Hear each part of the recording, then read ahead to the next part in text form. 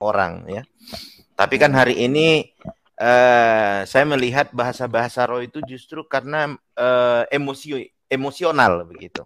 Jadi ketika dia mengikuti suatu ibadah, emosinya mencuat, emosinya memuncak sampai ke satu titik tertentu sehingga dia merasa dia itu bisa berbahasa-bahasa seperti itu begitu. Padahal bahasa-bahasa roh seperti itu bukan semua orang bisa ya. Begitu, karena dari berapa pendeta yang kita kenal dan kita tahu belum tentu semua bisa bahasa roh dan belum tentu mendapatkan karunia-karunia seperti itu begitu. Nah, tetapi yang terjadi hari ini justru dipertontonkan itu seolah-olah bahasa roh itu satu hal yang siapa saja bisa gitu. Siapa saja bisa, siapa yang mau begitu. Apalagi kayak yang itu yang dijadiin ini ya, leluconan sama teman-teman. Dijadikan lelucon bukan karena menghina rohnya, bukan, tapi cara orang itu melakukan itu atau menampilkan bahasa rohnya itu tadi gitu. Jadi kadang dia kayak bahasa Cina, kadang kayak bahasa India, Filipina begitu. Jadi kita sendiri yang seiman geli dan sangat tergelitik. Padahal kita paham yang dikatakan karunia roh itu bukan untuk mempertontonkan sesuatu yang geli atau sesuatu yang lucu, tidak. Tapi bagaimana menunjukkan kebesaran Tuhan itu sendiri, keagungan Tuhan itu tadi, begitu. Gini Bob, bentar. Aku tanggap Bob. Kayaknya memang gitu Bob ya. Jadi bahasa roh ini kayak dikomersilkan, jadi laku gitu kan. Karena bahasa roh yang versi Lugani hanya dua suku kata. Raba-raba, sisi-sisi, raba-raba. Itu aja ada lain gitu loh. Jadi dikomersilkan makin hari makin ramai karena orang tadi kena pengaruh psikologi massa tadi kan. Coba tengok Oke, saya jawab ya. Terbang. Lanjut. Nanti lo si Bob dulu. Bob. Kau dari tadi begitu itu. Tadi udah dia. Tadi gini Pak. Gini ya Bang ya. Kita lihat tokoh-tokoh yang mengaktifkan bahasa roh di dalam gereja, contohnya seperti Pendeta Niko Nyotoro Harjo ya. Salah satunya yang sangat aktif mengajarkan, mendengungkan bahasa roh. Kita lihat kehidupannya. Apakah dia orang bodoh? Apakah dia orang memang nggak ada gunanya? Kita lihat dalam setiap KKR-nya dia selalu banyak terjadi mujizat dan kesembuhan. Kita lihat Benny Hinn, dalam setiap KKR-nya terjadi banyak mujizat dan tanda-tanda heran. Artinya bahasa roh adalah mujizat. Gitu. Saya pun waktu fight dengan pemilik 28 jin jarak 1 meter, saya berbahasa roh. Dan dia melihat badan saya keluar api dan dia saya banting jatuh dalam nama Yesus. Malam itu juga dia terima Yesus, dia jebolan pesantren dari Banten. Jadi artinya bahasa roh ini adalah memang kuasa Tuhan. Ya, itu kuasa Tuhan. Tapi coba kita lihat gereja-gereja yang menolak bahasa roh. Katanya, wah itu hanya fenomena atau itu hanya dikarang-karang.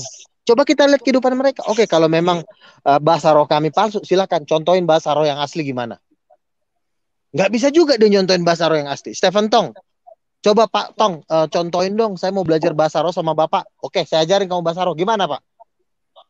Nggak keluar apa-apa tuh dari mulutnya. Kalau yang masalah bahasa Cina, bahasa itu kan bahasa roh Bang, itu bahasa lidah. Itu adalah karunia khusus. Itu beda lagi tuh. Bahasa roh itu adalah bahasa yang tidak dimengerti. Kiralah basyak, karalah gitu. Nah, setiap orang yang memakai bahasa roh ada mujizat. Berarti nggak main-main Bang. Gitu loh. Bahasa roh tidak bisa terlepas dari mujizat. Dan memang terlihat. Pastor Niko, Pendeta Gilbert, Daud Tony itu berbahasa roh. Dan lihat kehidupan mereka. Mereka punya power yang luar biasa di dalam perang kuasa, perang mujizat dengan agama-agama lain gitu loh. Jadi kita ngelihat teladan orangnya. Daud Tony, dia berbahasa roh. Dia juga bertobat dari bahasa roh. Dia dukun nomor 1 di Pulau Jawa. Kenapa dia bisa bertobat? Dari bahasa roh. Pendeta Gilbert berbahasa roh. Dia mengalahkan Daud Tony dari bahasa roh. Pendeta Pariaji berbahasa roh. Semua adalah orang-orang yang punya mujizat. Sementara yang menyangkal bahasa roh nggak ada mujizatnya sama sekali. Saya udah melihat. Karena teman-teman saya di lapangan setiap hari kita ngobrol masalah bahasa roh. Ya udahlah, Vincent, lo kan dari Katolik nih. Ya udahlah bro, itu ada orang kesurupan. Udah, lo aja maju lah. Enggak, ya lu mainkan aja dulu. Itu mumpung lagi busa keluar dari mulut. Maju. Enggak, lu aja. Ya, gua juga yang turun. Saya berdoa berbahasa roh, sembuh dalam nama Yesus. Jadi kita udah ngeliat di lapangan, berbahasa roh itu adalah mujizat gitu loh. Coba praktekin dikit ya. Gimana bacaan kau waktu kau bahasa roh, doakan dia tuh. Udah tadi udah saya ngomong terus, bahasa roh tuh bukan main-main. Udah, bancai, pucung lu diam bancai. Jadi begini, kalau silakan, saya memahaminya begini. Jadi sebenarnya yang dimaksud bahasa itu milik siapa gitu ya? Yang bisa berbahasa itu cuma manusia, binatang tidak bisa berbahasa. Betul. Tidak ada bahasa binatang. Tumbuhan tidak bisa. Jadi manusia yang punya bahasa. Sehingga dikenallah itu sebagai salah satu alat komunikasi atau sarana berkomunikasi antara manusia dengan manusia dalam kehidupannya. Nah, dalam kejadian ini seperti yang ada terjadi itu, apakah roh itu memiliki bahasa? Kalau roh memiliki bahasa, untuk apa digunakan bahasa roh itu? Apakah untuk berkomunikasi?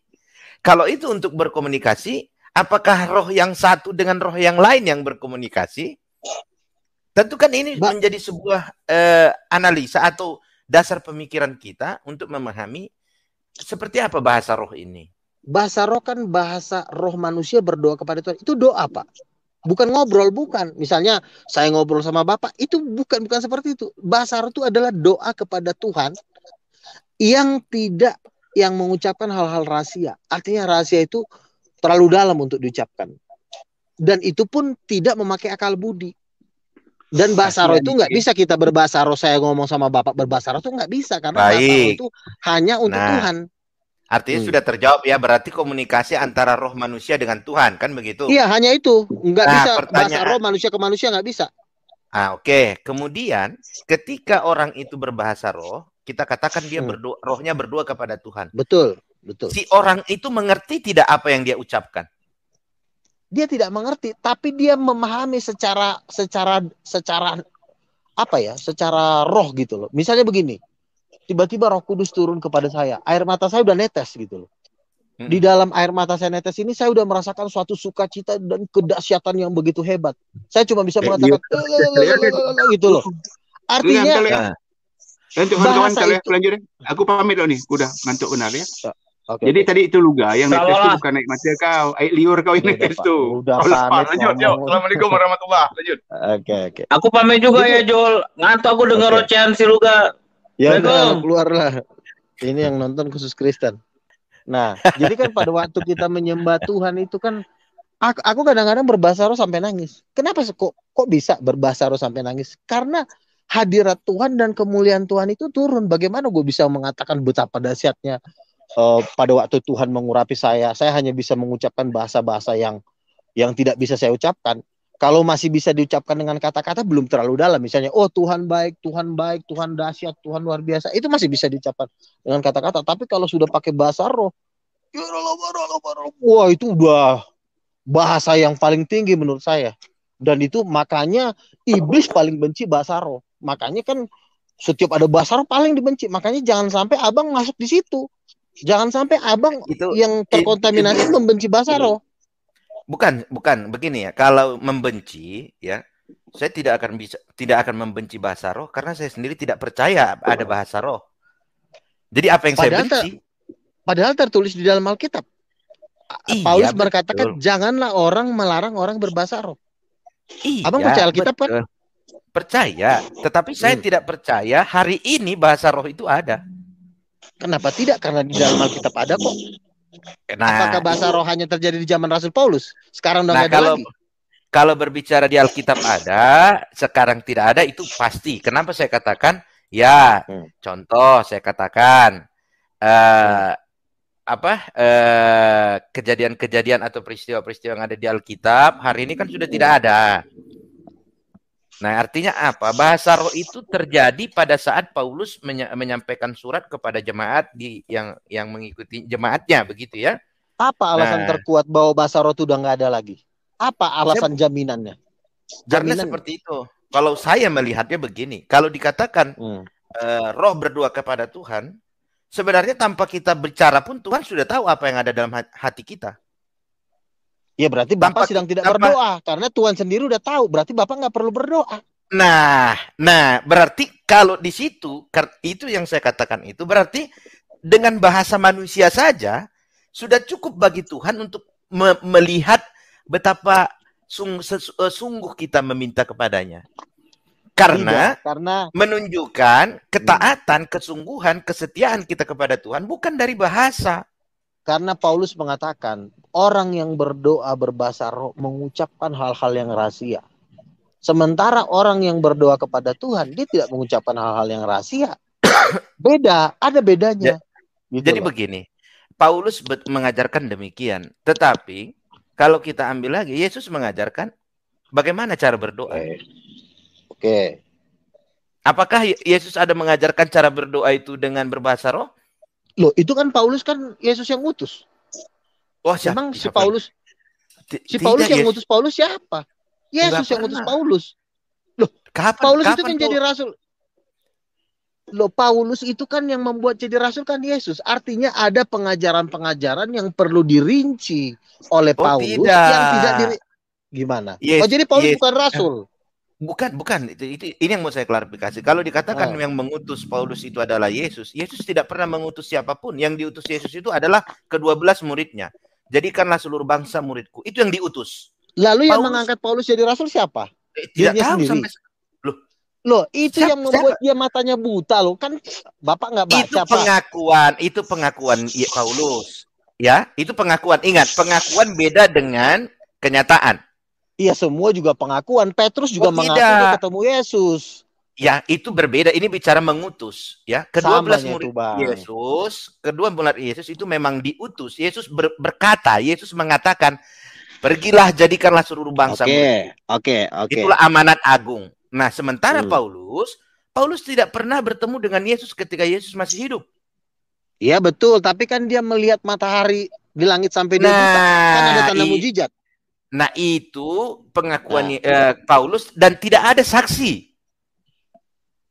Iya, mujizat-mujizat yang dilakukan Paulus itu adalah meneguhkan kesaksiannya dia. Kan mujizat yang sekarang jadi omongan. Abang juga menyangkal bahasa roh.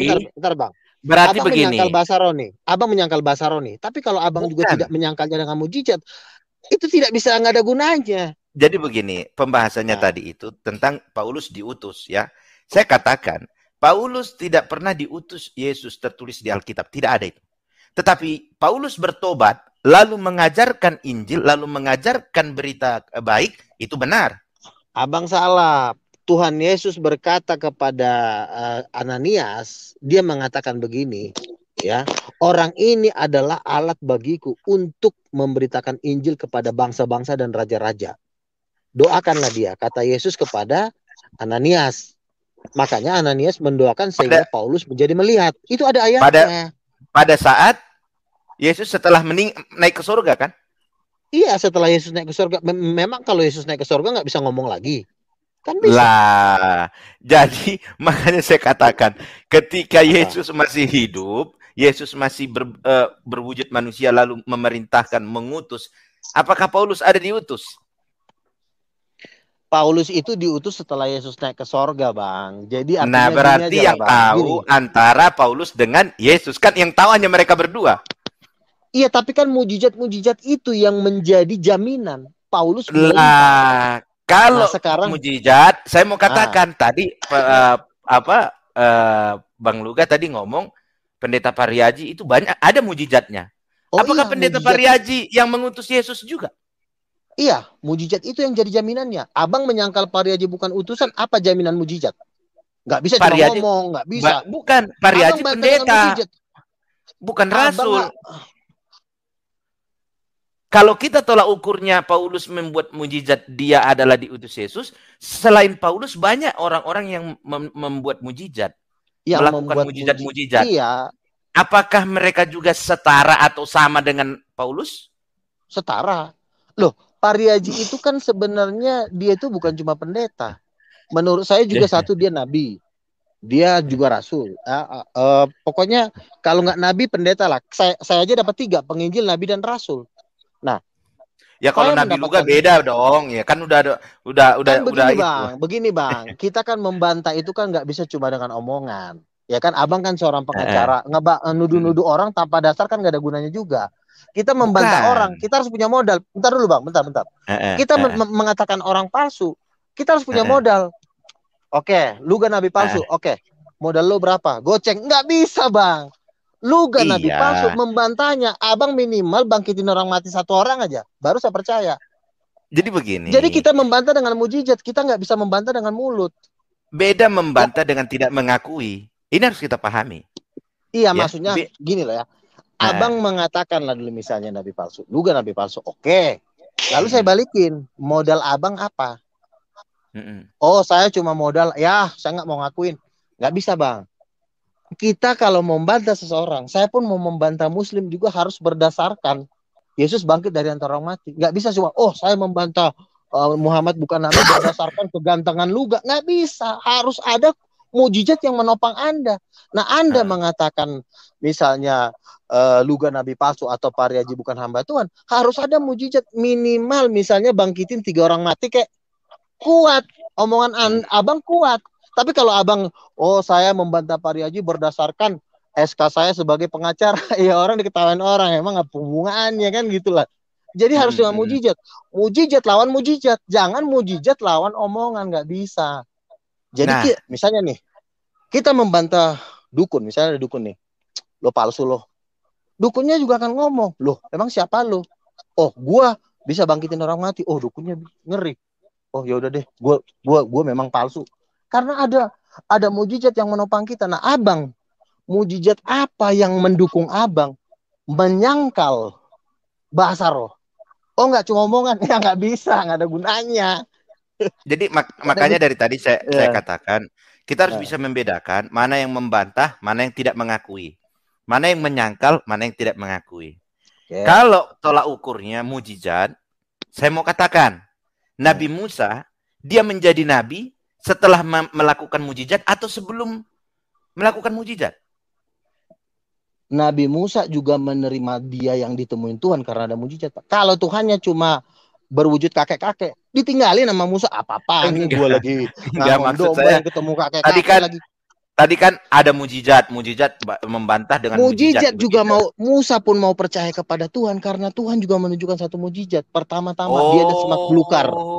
Dia melihat semak belukar kan? Kok aneh nih. Terbakar. Tapi kalau misalnya cuma kakek-kakek, telanjang lagi titiknya kelihatan. Terus saya ngaku Tuhan, digamparin sama Musa. Makanya harus ada mujizat. Nah, abang juga menyangka. Berarti semua harus main mujizat, bang. Percaya kepada Tuhan karena mujizat. Loh, Musa pun bisa kalau Tuhan tidak menunjukkan mujizatnya kepada Musa paling nganggap yang nampak, misalnya ada kakek-kakek nampakin diri. Dia nggak nunjukin ketuhanan. Paling si Musa bilang begini, kamu udah lapar ya? Nih. Makan. Tinggal sama dia. Nggak akan pernah Musa jadi nabi. Tapi karena Tuhan menampakkan diri dalam api, dalam semak belukar, dengan tongkat yang menjadi ular, maka dia percaya. Artinya Musa pun jadi nabi karena mujizat. Kalau Tuhan nggak menunjukkan mujizat, Musa juga nggak kenal siapa Tuhan. Tuhan yang mana sih? Lamaan ngomong mulu. Semua ini hidup karena mujizat, bang. Nggak bisa. Tetapi setelah kita menerima mujizat, setelah kita tahu mujizat itu ada, kita juga hidup jangan karena mujizat. Setelah kita tahu mujizat itu ada, tapi untuk perkenalan wajib mujizat. Nah, jadi begini, itulah salah satu ciri khas bangsa Israel. Percaya kepada Tuhan karena mujizat. Selalu mencari-cari mujizat. Itu padahal, itu udah beda konteks, bang. Itu udah beda konteks. Kenapa saya katakan itu? Karena Paulus itu adalah Yahudi. Paulus itu Yahudi. Sekarang saya tanya, kalau Yesus tidak bangkit dari antara mati, Yesus Tuhan bukan? Ya, sebentar. Kalau kita berbicara tentang mengenal Tuhan dengan mujizat, disitulah yang saya katakan itu hanya orang-orang yang gila mujizat yang percaya dengan mudah segala sesuatu yang dia lihat itu bersumber dari Tuhan. Begini bang, untuk beriman kita jangan tergantung sama mujizat. Itu untuk beriman. Tetapi untuk mengenal, dengerin, beriman sama mengenal beda. Begini, kalau kita untuk mengenal, ya, kalau Tuhan tidak mengatakan dia adalah Tuhan, kalau Tuhan tidak menunjukkan dia mujizat, orang nggak akan bisa kenal Tuhan. Contoh, Yesus datang nih, nggak bisa bikin mujizat, cuma datang lewat-lewat jalan. Siapa yang mau percaya sama dia? Artinya untuk mengenal syarat satu adalah mujizat. Tetapi setelah kita menerima Tuhan, untuk mencintai Tuhan, jangan berdasarkan mujizat. Itu baru benar. Jadi abang harus bisa misahin. Mengenal Tuhan dengan beriman kepada Tuhan itu beda. Mengenal Tuhan itu artinya kita kalau kenal, tak kenal maka tak sayang. Kita kan lihat fotonya dulu. Kita mau kenal sama cewek. Kalau kita nggak ngeliat fotonya, bagaimana kita mau bisa mengenal dia? Makanya untuk mengenal itu wajib menunjukkan mujizat. Tapi kalau misalnya untuk mengikut Tuhan harus setia, jangan berdasarkan mujizat. Itu abang harus bisa bedain itu. Nah, baik. Ketika Tuhan menunjukkan atau memperkenalkan dirinya kepada Abraham, apakah ada dengan mujizat? Tuhan itu ngomong kepada Abraham, akulah Tuhan pencipta langit dan bumi. Nah, tanpa makanya mujizat, Tuhan, loh, tanpa mujizat. Tanpa tapi mujizat, dia kan? Siapa bilang tanpa mujizat? Kan dia sudah mengaku Tuhan. Lah, berarti untuk mengenal Tuhan itu tidak perlu mujizat. Karena loh, Abraham mengenal Tuhannya tanpa mujizat loh. Mujizat apa yang ditunjukkan Tuhan kepada Abraham ketika Tuhan memperkenalkan dirinya kepada Abraham? Abang percaya nggak sama bahwa Jokowi itu presiden? Oh, jangan disamakan dengan manusia. Ya itu sama. Artinya kita tidak bisa mengenal seseorang itu kalau orang itu tidak memperkenalkan dirinya. Beda. Mengenal Tuhan bukan seperti mengenal manusia. Susah emang. Manusia sebagai ciptaan di dalam diri dia, di dalam. Sekarang saya tanya, Anda percaya kepada Tuhan? Iya. Percaya kepada Yesus? Tahu dari mana? Kalau Yesus itu Tuhan. Yesus itu Tuhan bukan? Ini nanyanya secara ke saya pribadi atau bagaimana ini nanyanya? Iya, Yesus itu Tuhan bukan? Oh enggak. Oh bukan Tuhan? Bukan. Oh berarti ini saya udah salah ngomong nih. Ternyata saya bukan ngomong orang Kristen. Jangan-jangan ini ngomong orang Buddha. Oh bukan. Kita mengenal Yesus itu kenapa dia bisa kita tahu dia Tuhan? Karena dia bangkit dari antara orang mati. Kalau dia tidak bangkit, kita mana tahu kalau dia Tuhan. Berarti sebelum Yesus bangkit dia bukan Tuhan. Sebelum Yesus itu bangkit, kata Paulus, sia-sialah pemberitaan kami kalau Kristus tidak dibangkitkan. Kita mana tahu kalau Yesus itu benar-benar Tuhan kalau dia tidak bangkit. Lah. Tadi kan saya tanya. Kalau seandainya nih Yesus mati nggak bangkit-bangkit, Tuhan bukan dia. Bapak tetap mau percaya nggak sama dia kalau dia tidak bangkit? Oke. Kalau Bapak percaya berarti Bapak adalah orang paling ini. Berarti seandainya Paulus mengatakan Yesus bukan Tuhan, maka Yesus bukan Tuhan. Makanya kan saya melihat dari mujizatnya. Kalau Yesus bangkit dari antara orang mati, Paulus percaya, saya percaya. Tadi patokannya Paulus untuk percaya Yesus Tuhan tentang kebangkitannya itu. Kita ngaku orang kaya, Bang. Kita ngaku orang kaya. Kita harus megang duit dulu. Nggak bisa kita ngaku orang kaya kalau kita nggak megang duit. Oh, berarti iman kamu gara-gara duit dong. Bisa itu bukan. Nggak bisa diumpamakan. Abang ngaku pengacara nih, tapi nggak ada SK dari pemerintahnya. Abang bisa nggak saya beda. Ya itu sama artinya. Enggak, begini. Dulu. Begini. Kalau SK itu sesuatu yang diberikan oleh manusia kepada manusia. Makanya tolong diambil perumpamaan. Kuasanya dulu ada kan. Nah, jadi begini. Kalau kuasa itu sebenarnya di sini yang saya mau tekankan kepada teman-teman, mengenal Tuhan tanpa mujizat itu jauh lebih indah. Karena apa? Kalau Tuhan, dia punya maha segalanya, tanpa mujizat orang akan percaya itu adalah Tuhan. Abang ngomong Tuhan pun abang sudah perhitungan. Abang ngomong Tuhan, kenapa? Harusnya abang... Saya kan begini. Kalau kita mengenal Tuhan dengan mujizat, maka Tuhan itu sebatas mujizat. Iya dong. Berarti tanpa mujizat dia tidak Tuhan. Dia tetap Tuhan kok. Dia pencipta. Tapi kalau ditanya bagaimana Anda mengenali Tuhanmu, saya mengenali Tuhanku adalah penciptaku. Dialah pencipta. Aku sebagai ciptaan akan mencari tahu siapa yang menciptakan aku. Disitulah hubungan itu muncul. Begitu. Ini masih dengar bukan? Halo? Masih. Itu. Jadi memang salah satu kebiasaan bangsa Yahudi, bangsa Israel itu adalah mencari-cari mujizat. Jadi kalau tidak ada mujizat, itu seolah-olah bukan Tuhan. Padahal mengenal Tuhan itu tidak perlu mujizat. Karena apa ya, kita ciptaan, dia pencipta. Kabur dia Bang Bob. Siapa yang kabur? Luga. Oh, jaringan lagi itu kali. Baik, saya kembalikan ke teman-teman, silakan. Lanjut Bang Bob. Yang lain dulu. Bang Kojul mana nih Kojul? Kok sunyi senyap ini Kojulius? Capek dia mendengar ceramah Bang Bob itu. Orang ngasih jawabnya mutar sana, mutar sini. Ambil sana, ambil sini. Nggak tahu ujungnya kemana. Jadi memang itulah salah satu ya. Yang selalu, kadang saya kayak seperti kemarin ya, saya ada nonton di salah satu channel Apologet Kristen, membangga-banggakan bangsa Yahudi ya, dan Israel. Yeah. Tuhan Israel, Tuhan ini. Padahal salah satu kekurangan atau salah satu yang menjadi ciri khas bangsa Israel dan Yahudi itu adalah gila-gila mujizat. Ya, betul. Jadi percaya Tuhan itu kalau ada mujizat, kalau tidak ada mujizat berarti dia bukan Tuhan. Padahal Tuhan sendiri memperkenalkan dirinya kepada Abraham itu tanpa mujizat. Makanya kita itu harus taat seperti Abraham. Taat kepada Tuhannya tanpa mujizat. Tanpa mujizat sekalipun. Tapi Abraham dikasih kekayaan, kesuksesan, Bang. Nah, itu tadi. Karena apa? Karena bisa taat, percaya kepada Tuhan tanpa mujizat. Sebenarnya mujizat itu adalah sarana Tuhan atau cara Tuhan menolong umatnya, menolong ciptaannya ini tadi. Karena apa? Kemampuan manusia itu ada batasnya. Sehingga yang di luar batas kemampuan akal manusia itu menjadi mujizat bagi kita manusia. Tetapi bagi Tuhan apakah itu mujizat? Tidak, karena Tuhan itu maha besar. Maha dahsyat, maha hebat, semua bisa. Ya kalau kita percaya Tuhan itu maha segalanya. Si Luga handphonenya habis baterai karena dia tadi di taman ya, supaya bisa teriak-teriak dia di taman, habis baterai dia.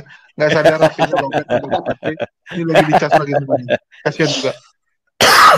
Itu si Yuga nggak ngomong nih tadi si Yuga ga? Atau udah dibawa ke neraka? Lanjut Bang Bob.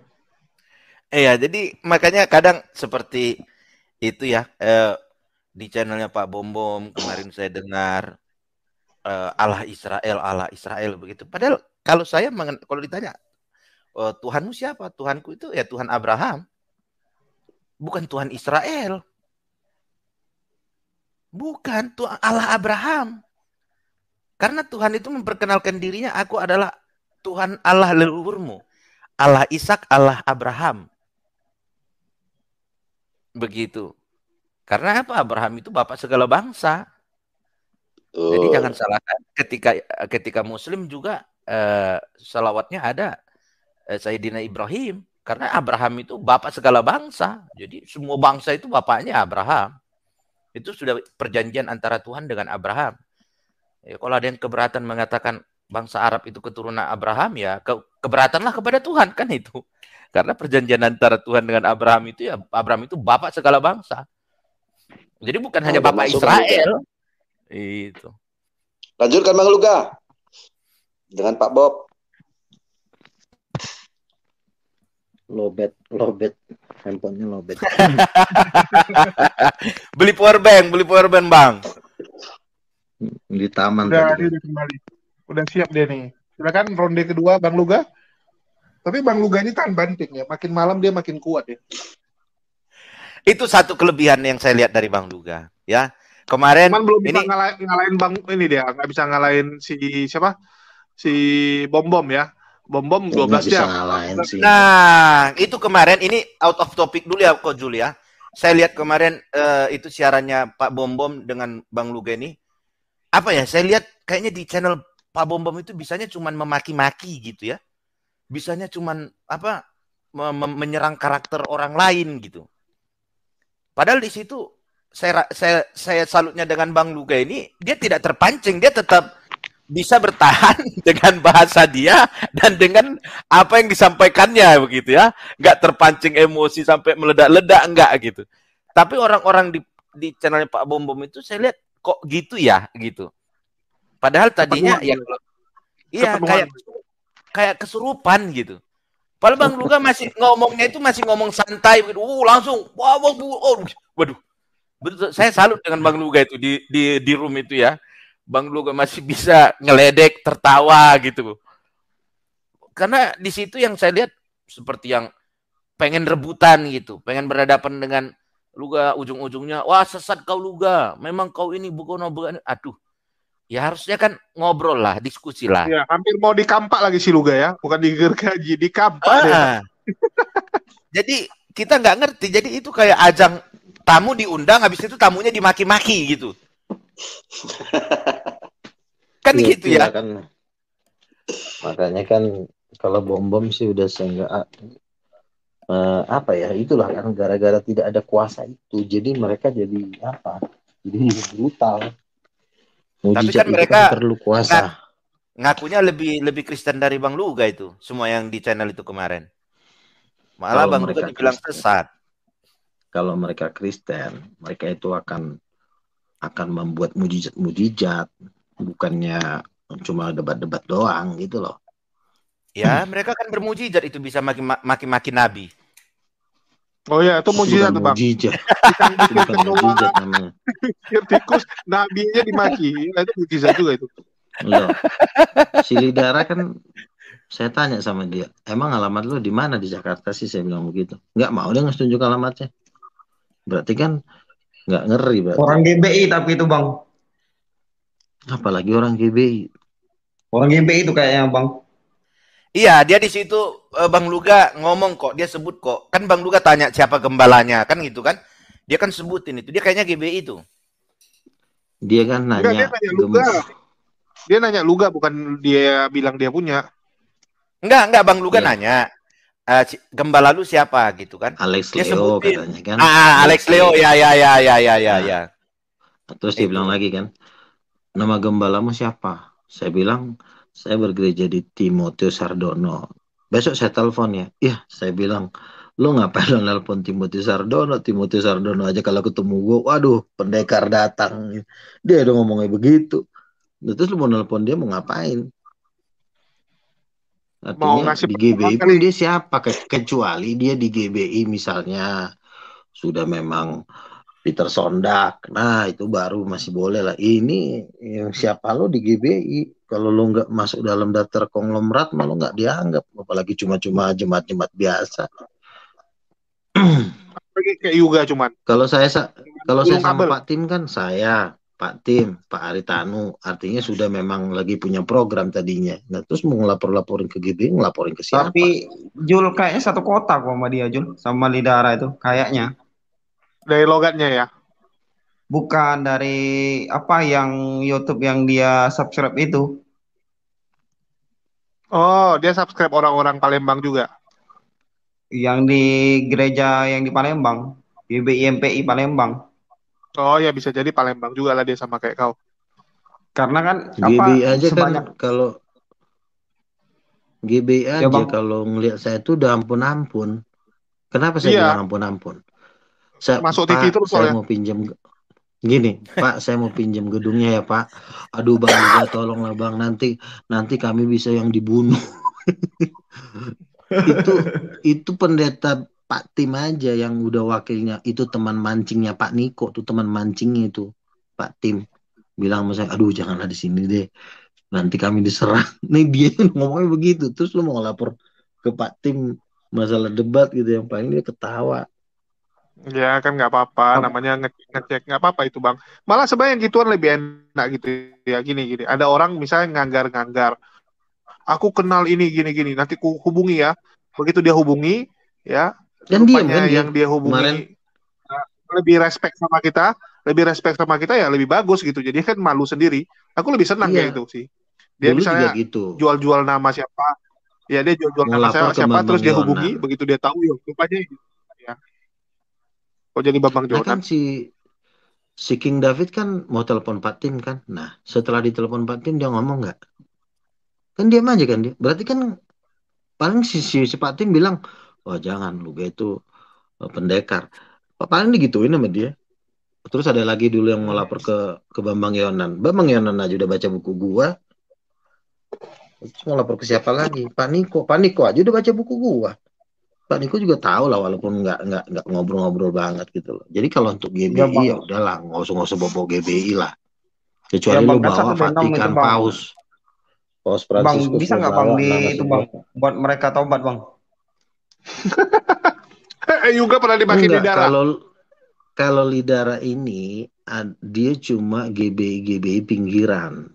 GBI tapi MPI bukan kayaknya bang itu bang. MPI itu gede loh di Palembang loh. Nomor 1 kalau untuk Protestan ya, gereja Protestan yang paling gede di Palembang dia bang. siapa? Itu beli yang GBI MPI yang di Palembang ini bang. Kalau beli tanah aja nggak nawar dia bang. Oh iya, kalau memang gereja di Indonesia yang paling seram ya memang GBI lah. Yang paling Tapi kok orangnya untuk gitu bang. Eh, juga, Orangnya gitu tapi bang. GMS Palembang hebat loh. Di Sumatera yang nggak nombok tuh cuman Medan sama Palembang. Malah lebih banyak nyumbang duit Palembang. Philip Malah Jember Mantopa cuma sama 400. Enggak, tapi Pak Jul yang Niko paling kan gede itu itu kan GBI bekawan. Jul. Kalau di Kalau Palembang orangnya paling gede enggak loh juga. MPI. Itu yang punya apa loh? Yang punya di Palembang tuh kan ada satu yang apa yang ada tempat orang nikah sama mall outdoor tuh apa namanya? Mau apa? Itu ada yang apa tuh? Ada tempat nongkrong malam minggu di Palembang. Dia ada hall untuk nikah juga. Tempat Semuanya. ini Diamond Supermarket kan sekarang buka di situ tuh. Apa namanya? Oh, itu Soma. Nah, Soma. Itu Soma juga GMS kok. GMS atau Habis itu GBI Jul? enggak, dia GMS. Habis itu Pak ini juga si Koko juga GMS. Terus yang punya apa? Yang penjual cuko terbesar di kalian Bu Tinyong ya, Bu Tinyong ya. Itu juga GMS. Enggak, tapi kalau untuk paling besar GBI Jul. Harus diakui itu kalau aku Palembang Iya, yang kalau di penilaian Indonesia tuh ya. Kalau di Palembang ya GBI Jul. Kedua Iya, ya GMS bukan kan masalah kedua anak aja juga Jul. rohaninya itu anak rohani GBI lah. GMS si Philip Mantopa itu anak rohani dari GBI. Tapi Palembang gila. Kalau Bang Bobson ini dari gereja mana Bang? Siapa bang? Abang dari gereja mana?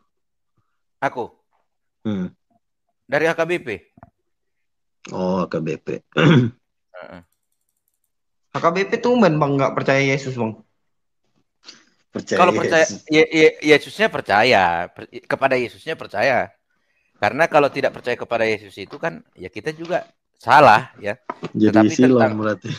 Tetapi apakah Yesus itu Tuhan? Ah, ya mari kita bicarakan kan begitu.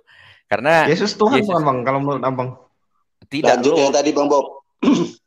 Oh, jangan-jangan Bang Bob ini saksi apa lagi nih? Enggak. Karena begini ya. Karena kalau kita pergi ke luar negeri itu nggak pernah mengatakan Yesus itu God. Yesus itu Lord. Lord Jesus. Nggak pernah God Jesus. Lord. Nah berbicara Lord, raja-raja dulu itu kerajaan ini, kaisar ini itu Lord semua. My Lord. Tuhan. Jadi Lord itu ternyata manusia yang stratanya paling tinggi. Iyalah, Luhut aja Lord ya. Ya, Lord Luhut ya. Penguasa. Tapi dia tetap dari manusia. Begitu. Jadi, nah, tetapi kan kalau iya Bang, kalau menurut cara pribadi Abang, Yesus itu apa Bang? Yesus itu manusia, Yesus itu utusan. Enggak, maksudnya nabi doang gitu Bang. Iya, Yesus itu utusan. Gini, pertanyaannya gini, biar langsung kena deh. Yesus itu pencipta bukan Bang? Enggak. Berarti Bang ini kegas ini. Ini saksi obat berbulu AKBP nih. Enggak benar. Saya AKBP masih terdaftar AKBP. Kalaupun ada pendeta AKBP menanyakan itu kepada saya akan jawab apa yang ada di Alkitab. Betul. Tetapi Yesus itu Tuhan berdasarkan pengajaran. Itu harus kita akui dong. Ya, pengajaran Paulus. Maka Yesus itu Tuhan. Karena pengajaran Paulus Petrus- sendiri mengatakan, Paulus sendiri mengatakan hanya ada satu Allah yaitu Bapa dan satu Tuhan yaitu Yesus. Jadi berdasarkan pengajaran Paulus, Allah dan Tuhan itu beda. Iya beda. Tapi Nah, Bang, aku Yesus itu pada- kan karena Yohanes itu Bang. Itu tergantung apanya ya, mengartikannya. Kalau satu Yohanes itu kan yang mengatakan firman itu Ya. adalah Allah, itu ya. Nah kalau itu Ya, mengatakan, saya bisa kalau itu dijadikan dasar, bisa nggak dikatakan Allah itu adalah firman? Enggak. Iya. Enggak kan? Nggak bisa Bang. Enggak berarti kalau tidak bisa maka Allah lebih besar dari firman. Firman lebih kecil dari Allah. Siapa yang lebih besar, kuasa Bapa atau kuasa Yesus? Oh, Bapak dong. Salah udah. Loh. Terus? Kuasanya Bapa kan namanya Roh Kudus. Kuasa Yesus juga namanya Roh Kudus. Berarti kan satu kuasa, berarti kan sama kuasanya. Iya. Kuasa itu sumbernya dari mana? Yang perlu Roh Kudus. dicari itu. Roh Kudus. Nah, berarti tanpa Roh Kudus Bapak itu tidak ada kuasa. Betul. Waduh, Nah, ini nih kena nih Bobson nih. Allah menciptakan manusia pakai Roh Kudus apa enggak? Pakai Roh Kudus dong. Kalau nggak ada Roh Kudus, Bapak nggak bisa menciptakan apa-apa. Di mana itu tertulis? Ah, inilah pelajaran-pelajaran baru nih yang penting. Gimana Jelaskan itu? juga.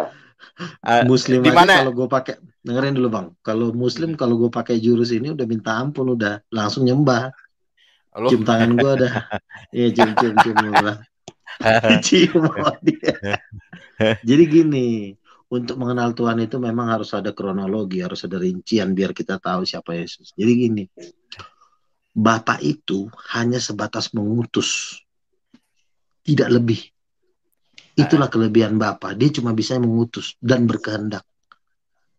Bapa tidak bisa bertindak. Yang bisa bertindak itulah disebut Roh Kudus. Yesus pekerjaannya bukan bertindak, bukan mengutus, tapi bersinar. Makanya dia dikatakan ia adalah cahaya kemuliaan Allah. Itulah kelebihan Yesus, bersinar. Bapa tidak bisa bersinar, tetapi Yesus bersinar. Roh Kudus berkuasa tapi tidak bersinar. Bersinar sama berkuasa beda ya. Berkuasa itu api. Sifatnya itu api yang menghanguskan. Jadi Bapa ini menghancurkan setan itu pakai kuasa Roh Kudus. Jadi Bapa tidak bisa turun dari surga mukulin setan, dia nggak bisa. Dia harus ada Roh Kudus yang menghancurkan baru. Nah, tetapi Bapa dan Roh Kudus ini sebenarnya tidak bisa dipisahkan, yaitu satu. Makanya kalau sudah seperti itu cara kerja Tuhannya, apanya kronologinya, wajib persen Yesus itu adalah Allah atau pencipta itu. Oke lah. Tapi Paulus bilang bukan begitu. Allah dalam artian itu seperti ini. Allah itu kan artinya sesuatu yang disembah. Sementara Tuhan adalah penguasa. Allah juga kalau tidak memiliki jabatan Tuhan juga nggak ada gunanya. Sampah. Iya dong. Sekarang gini, lo duduk bertata. Enggak, gini Bang Luga. Karena Paulus bilang Bang Bob, hanya dulu Bang Bob. Hanya ada satu Allah yaitu Bapa dan satu Tuhan yaitu Yesus. Ini yang mana lagi nih pengajaran Bang Luga ini? Nih. Gini. Tuhan kan artinya penguasa. Iya kan? Penguasa tunggal. Ya. Allah artinya bukan penguasa. Yang disembah. Kalau dia cuma disembah tapi dia tidak berkuasa, ada gunanya nggak? Nggak ada gunanya Bang, sampah. Untuk apa disembah kalau nggak? Saya balikin. Untuk apa disembah kalau tidak ada kuasanya? Makanya yang memegang kekuasaan itu bukan Bapa, tapi Yesus. Makanya Yesus disebut Tuhan. Berarti salah dong yang menyembah Allah. Makanya Yesus dan Bapa itu satu, nggak bisa dipisahkan. Makanya dia disebut Allah dan Tuhan. Bang jadi macam Yohanes pula Bang kau Bang. Iya jadi karena Bang BSS. Mau nanya ini namanya menterapi otak. Bukan. Dasar kita kan pengajaran Paulus. Paulus bilang Allah itu Bapa, Tuhan itu Yesus. Nah ini Nabi Luga beda lagi. Sama kan Ya, yang ya, ya, disebut udah. yang disebut raja itu Yesus atau Bapa? Bukan. Kalau raja banyak raja. Raja Daud, Raja Persia pun ada raja. Raja sorga. Yang disebut raja sorga itu Bapa apa Yesus? King of Kings. Bapak lah. Oh, Salah. Bapak. Lagian Salah. Yesus nggak pernah dibilang raja surga. Yesus itu di dalam Matius 24 ya dikatakan raja itu akan berkata kepada yang duduk di sebelah kanannya, "Hai kamu yang diberkati oleh Bapakku." Berarti Yesus menganggap dirinya raja dan raja ini punya bapa. Bapa Iya, dengan berarti raja beda. berarti rajanya diberkati Bapa. Kok raja diberkati? Harusnya raja yang memberkati. Kan gini, raja itu berkata kepada orang yang di sebelah kanannya, "Hai kamu yang diberkati oleh Bapakku." Yang duduk Jadi, di sebelah kanan, yang diberkati oleh Bapakku. Nah, ya, kenapa raja tidak itu rajanya? berkata. Kenapa tidak rajanya yang berkati? Kenapa bapaknya? Nah, Berarti yang punya sebagai berkat anak. bapaknya. Iya, tapi yang jabatan raja siapa? Anak kan.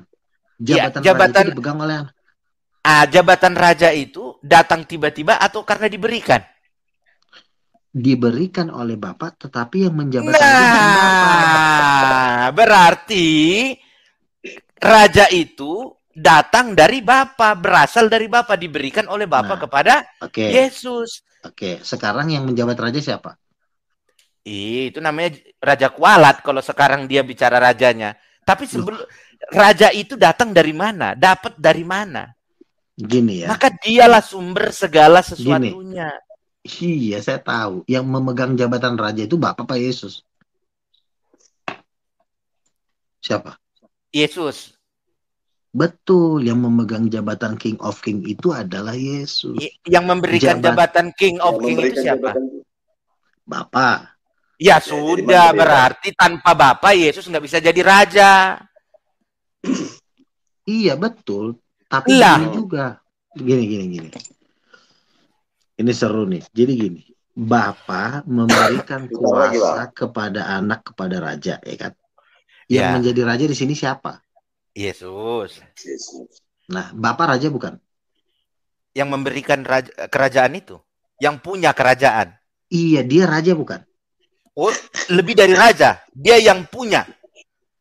Karena engkaulah yang punya kerajaan dan kemuliaan. Betul. Sampai selama-lamanya. Tapi tetap bukan raja. Lah, yang punya, bagaimana mungkin raja lebih besar daripada yang punya kerajaan? Jabatan Bapak itu lebih tinggi dari raja, Pak. Bapak itu tidak punya jabatan, tetapi dia yang punya segalanya.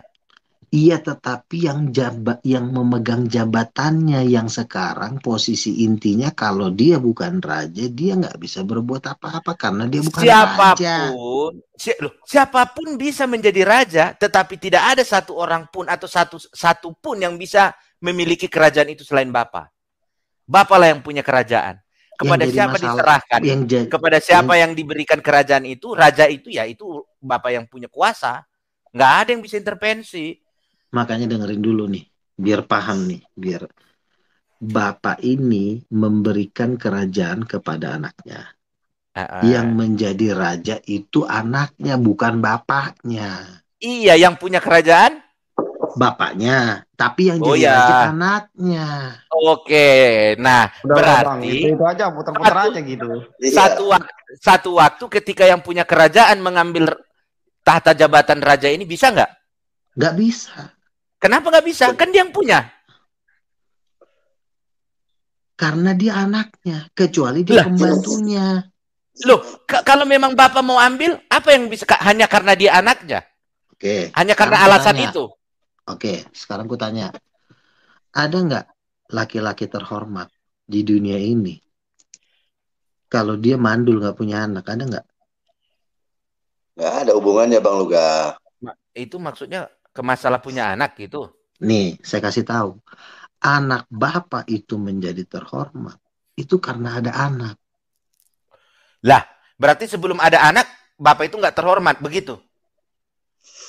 Iya, artinya kan kalau anaknya tidak ada, ya nggak terhormat lah. Coba misalnya Bang Bob. Berarti sebelum Yesus ada, Bapak itu nggak terhormat.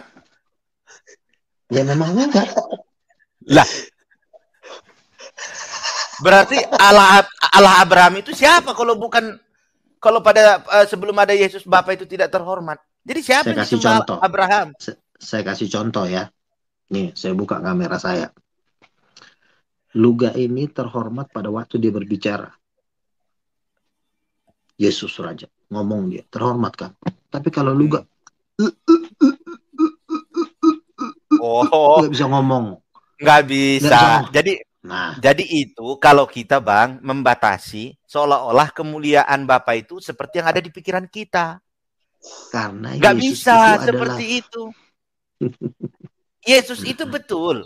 Yesus bahkan ada suara dari langit. Langit terbuka. Lalu terdengar suara kepada Yohanes. Dialah anak yang kukasihi. Ya, kalau hanya seandainya kepadanya aku berkenan. Itu kalau sudah dia nggak nyata punya dikatakan. Itu sudah nyata dikatakan Bapa. Bapa Oke. berkenan kepada Yesus.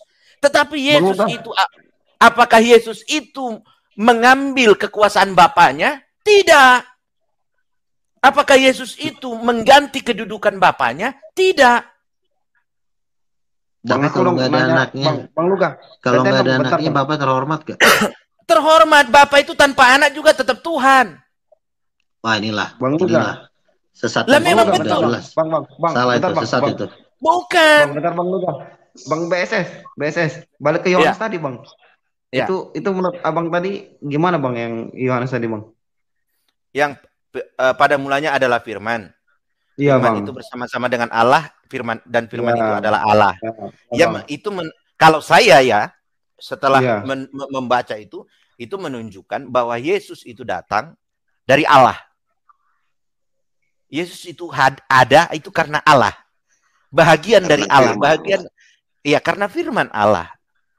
Artinya Jadi apa? gini. Yesus itu di dalam kandungan Maria tanpa bapak.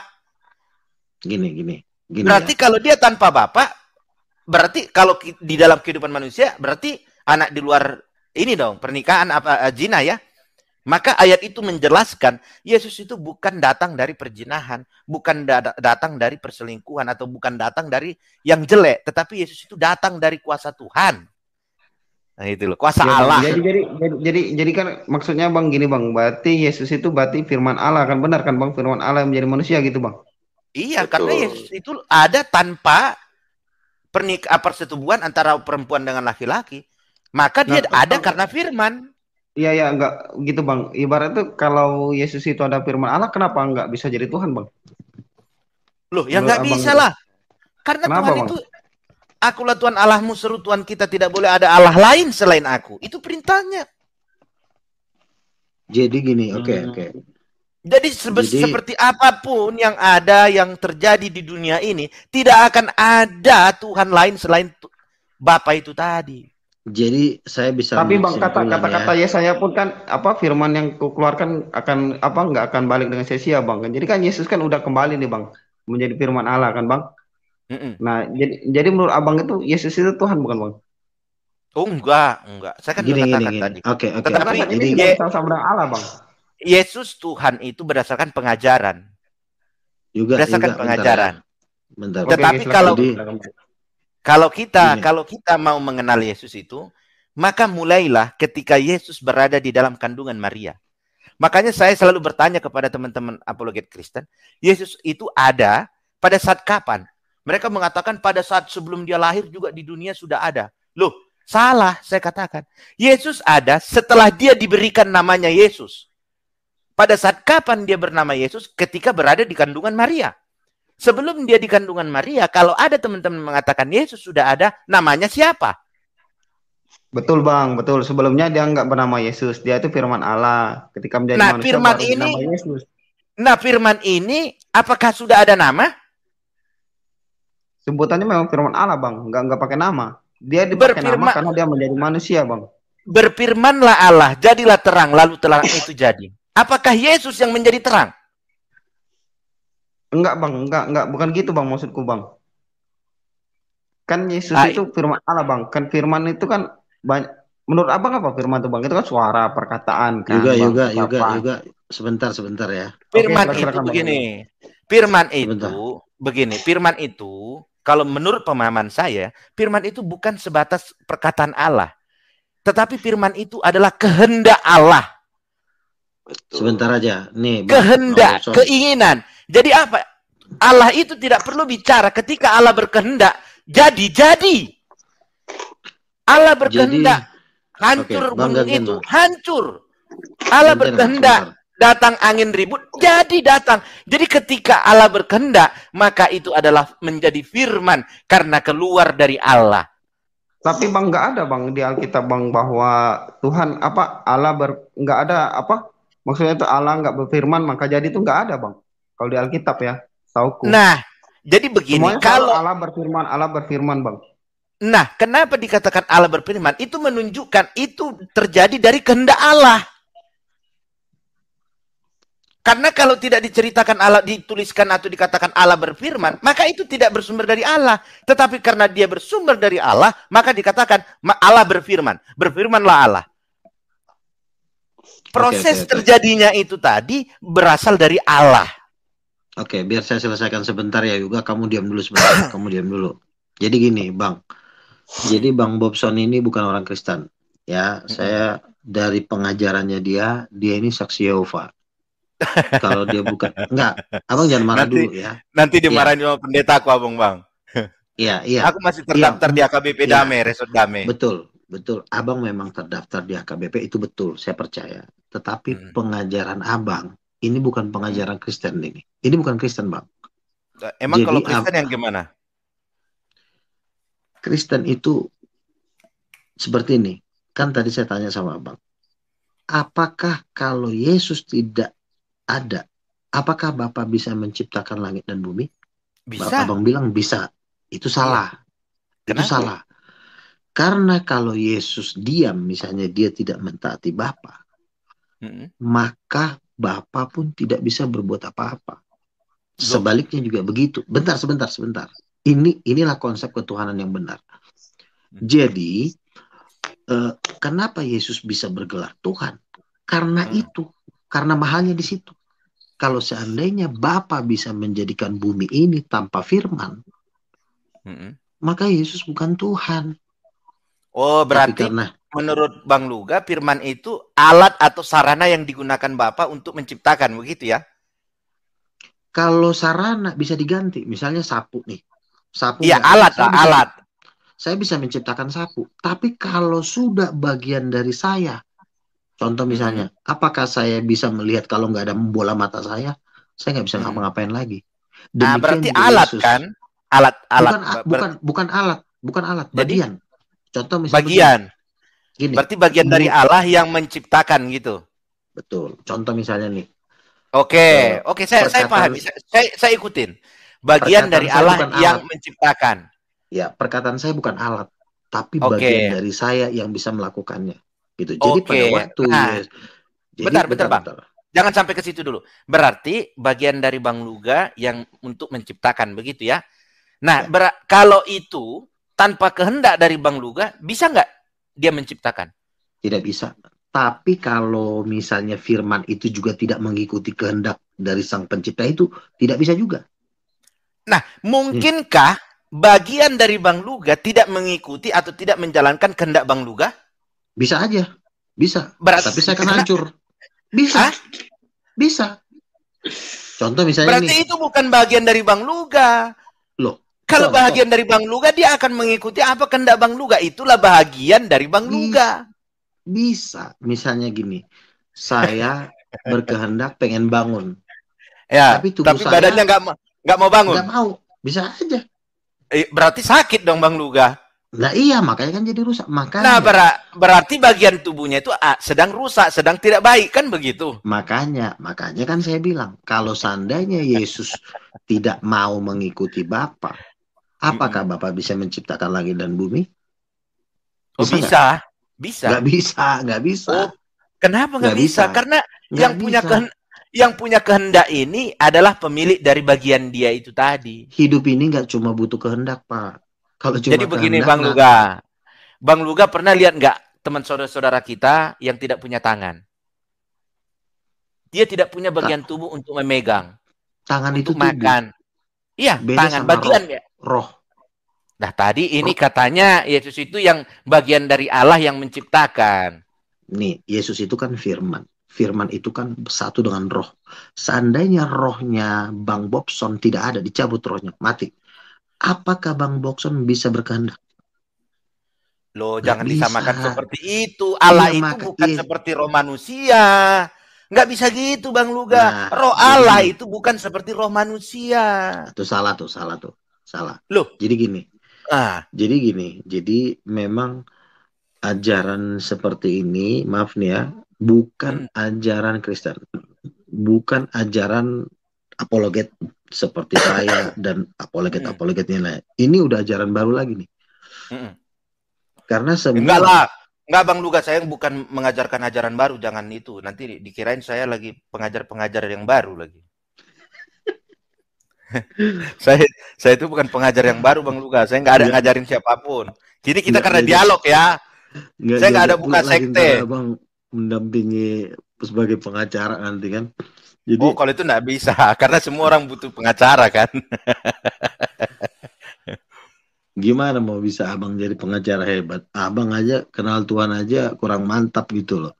Jadi gini, Yesus itu, saya kasih contoh nih, Bapa itu adalah pemikiran. Yesus adalah hati. Roh Kudus adalah kuasa yang menghidupkan. Ketiganya adalah satu, pikiran, hati, dan roh. 3.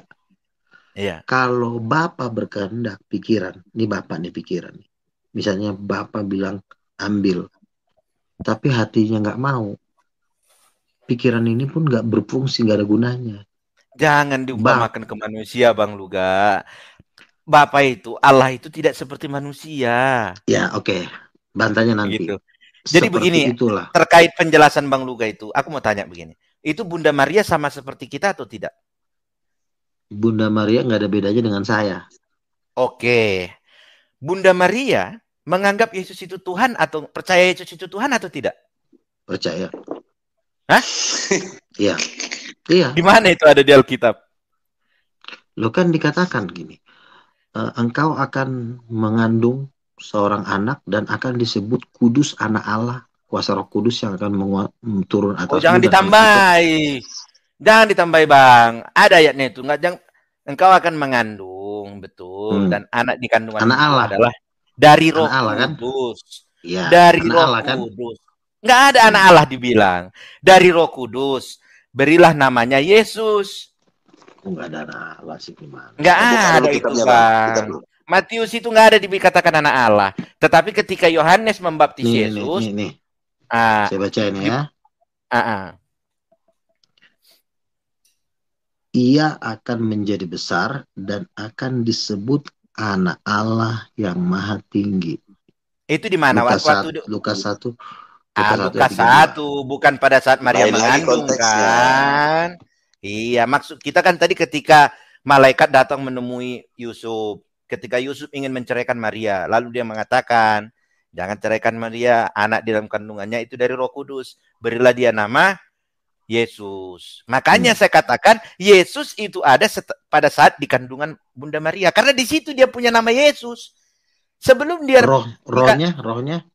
Lah, kita kan berbicara yang bernama Yesus itu rohnya atau manusianya? Ya semuanya dong. Rohnya loh mana? Roh itu tidak memiliki nama. Yang punya nama manusia. Ini saya bacain. Yohanes 6 ayat 2. Dan bagaimanakah jikalau kamu melihat anak manusia naik ke tempat di mana ia sebelumnya berada? Yesus sudah ada sebelum dia turun. Iya, dia cuma turun dari surga. Yesus itu sudah ada pada saat kapan? Yesusnya ya? Yesusnya ya? Kalau dikatakan bukan, kalau dikatakan firman Allah sudah ada setelah Yesus, betul. Sebelum Yesus, betul.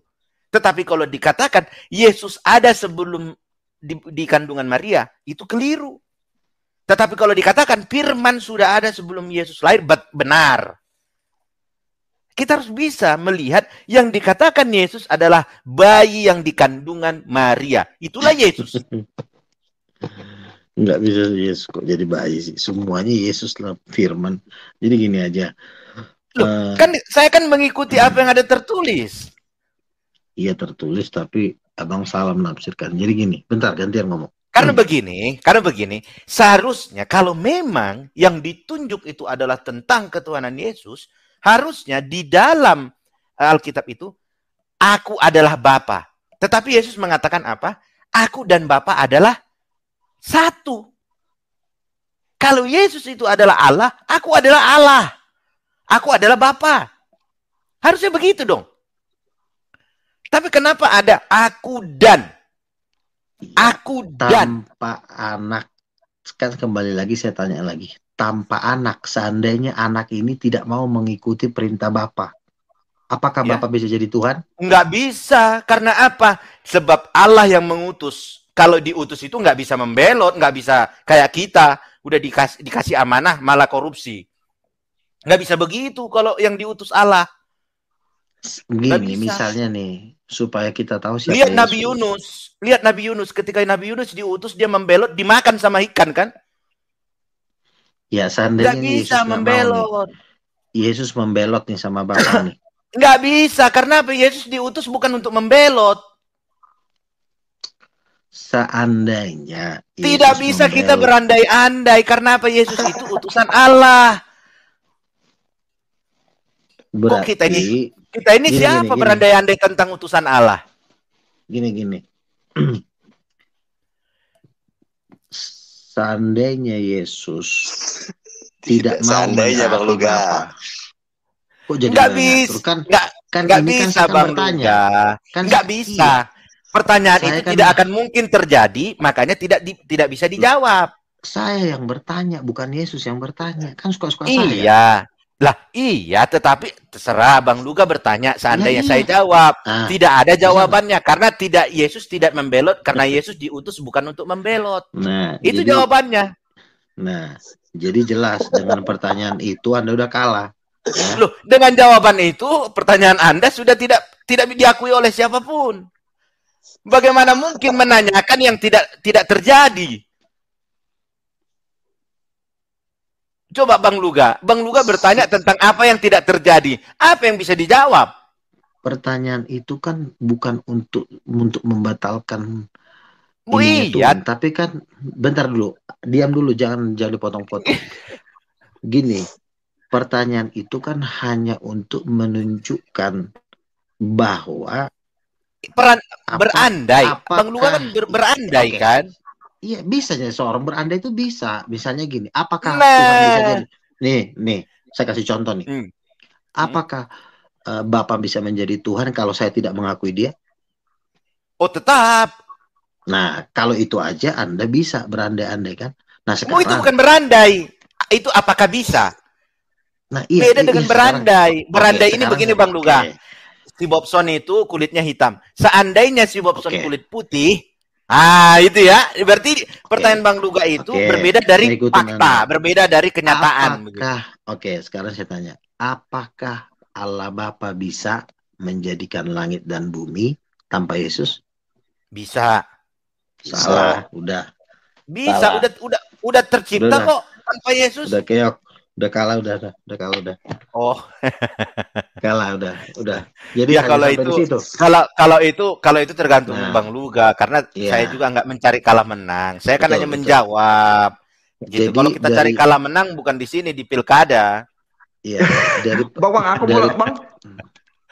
dari pertanyaan itu sudah menunjukkan bahwa memang pemahaman abang ini sampai di sini kan. Nah, jadi makanya sengaja saya tanya itu, bisa nggak Bapak menciptakan bumi tanpa Yesus? Abang bilang bisa. Nah, itu salah. Itu salah. Dan sudah terjadi pada saat Bapak menciptakan bumi itu tidak ada Yesus. Yesus itu ada setelah di dalam kandungan Maria, kan saya udah katakan tadi. Berarti abang ini cocoknya jadi Islam sebenarnya. Lah, ya kalau menurut Bang Luga begitu ya apa boleh buat menurut Bang Luga ya. Amin. Amin. Ya, kalau menurut Bang Luga begitu apa boleh buat? Itu kan menurut, ya silakan lah. Iya. Bang BSS. Ya. Bang BSS. Gak bosan-bosan aku balik lagi ke Yohanes tadi, Bang. Silakan ngobrol dulu ya. Kenapa menurut Abang itu bahwa firman Allah itu bukan satu hakikat dengan Allah gitu, Bang? Enggak, bukan, karena Allah itu hakikatnya satu. Allah ya Allah. Tetapi kekuasaannya, kebesarannya, keagungannya, itulah ini semua. Bahagian dari keagungannya, kebesarannya, kedahsyatannya, mahanya itu tadi. Ada firman, ada malaikat, ada Roh Kudus, ada mujizat. Itu semua adalah kebesaran Allah. Tetapi hakikat itu tidak ada yang menandingi atau memiliki hakikat yang sama seperti Allah. Jadi firman Allah itu menurut Abang bukan sehakikat dengan Allah, Bang? Bukan. Lebih kecil dari Allah. Kalau sehakikat harus sama besar dong. Bukan masalah itu, Bang. Bukan sama besar itu, Bang. Tapi kan firman tanpa Allah kan memang nggak mungkin. Tapi apakah Allah juga pernah tanpa firman, Bang? Oh, bisa jadi karena dia segala-galanya. Dia maha segalanya. Bukan bisa jadi, Bang. Maksudku kan kita berpatokan pada Alkitab. Apakah Allah pernah nggak berfirman gitu, Bang? Loh, bisa? Yang mana, Bang? Pada mulanya Allah menciptakan langit dan bumi tanpa berfirman. Pada mulanya, Bang? Iya, pada mulanya Allah menciptakan langit dan bumi. Kejadian 1 ayat 1. Tanpa firman. Lalu, tanpa firman, Bang, ya? Lalu? Nah, itu bukti tanpa firman Allah bisa menciptakan.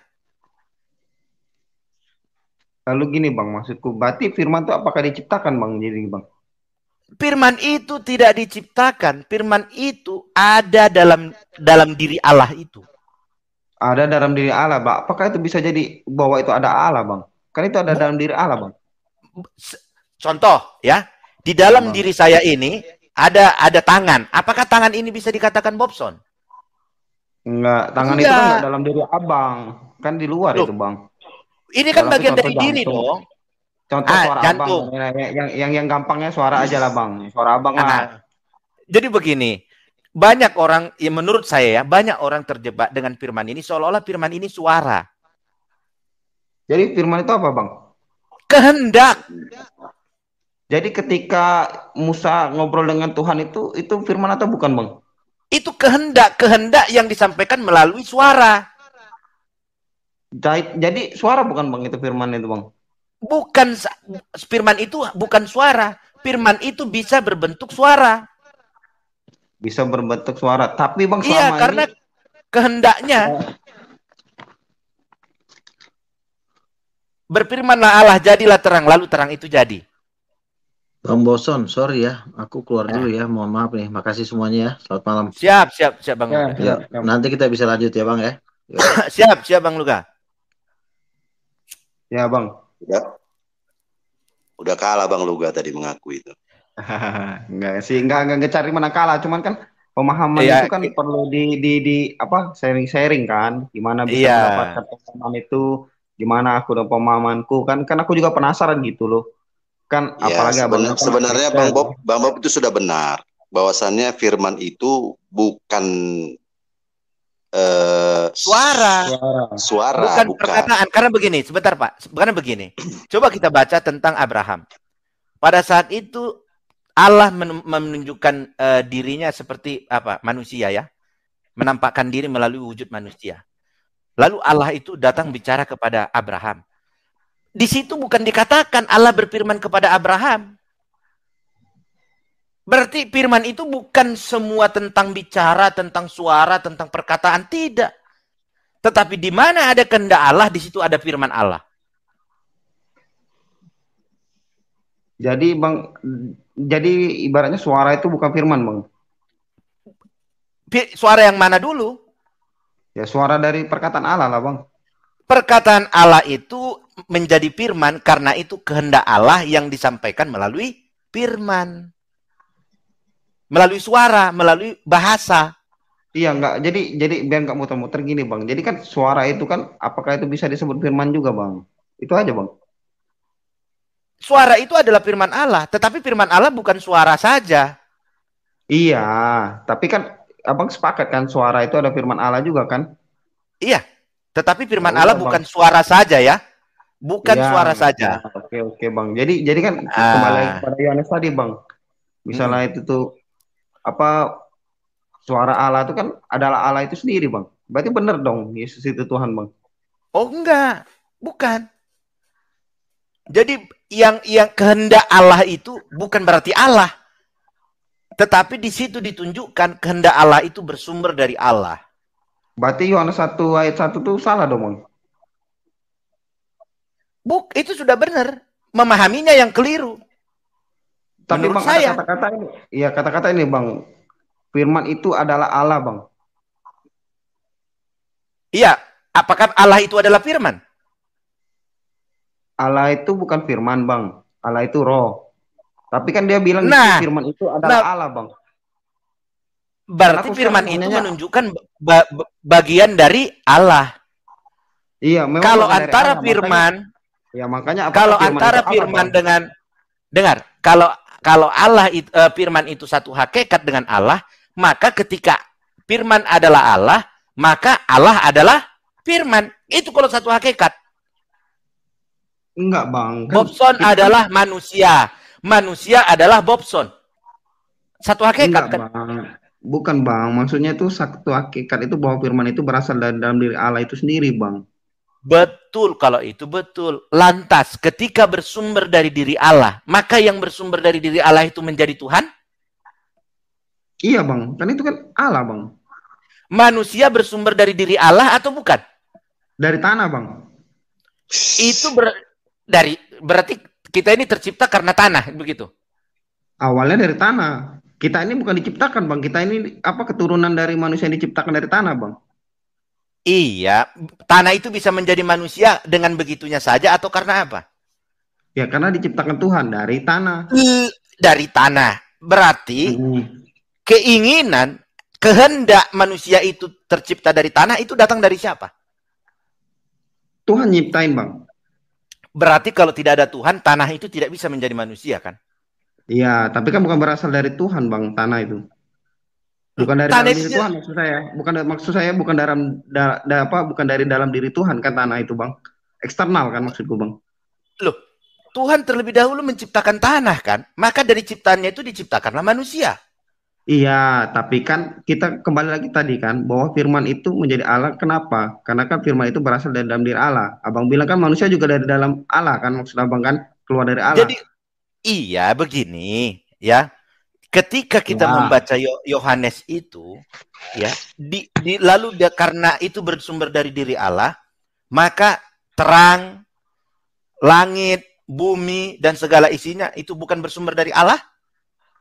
Itu bersumber dari Allah, tapi bukan dari dalam diri Allah, Bang. Itu kan diciptakan. Kalau itu bukan, nah diciptakan, kehendak menciptakan itu datangnya dari diri Allah atau dari diri yang lain? Dari diri Allah, Bang. Kehendak menciptakan ciptaannya itu datang dari diri Allah. Maka sumbernya adalah dari diri Allah. Tapi bukan keluar dari Allah, Bang. Lah, itu jadi keluar dari mana?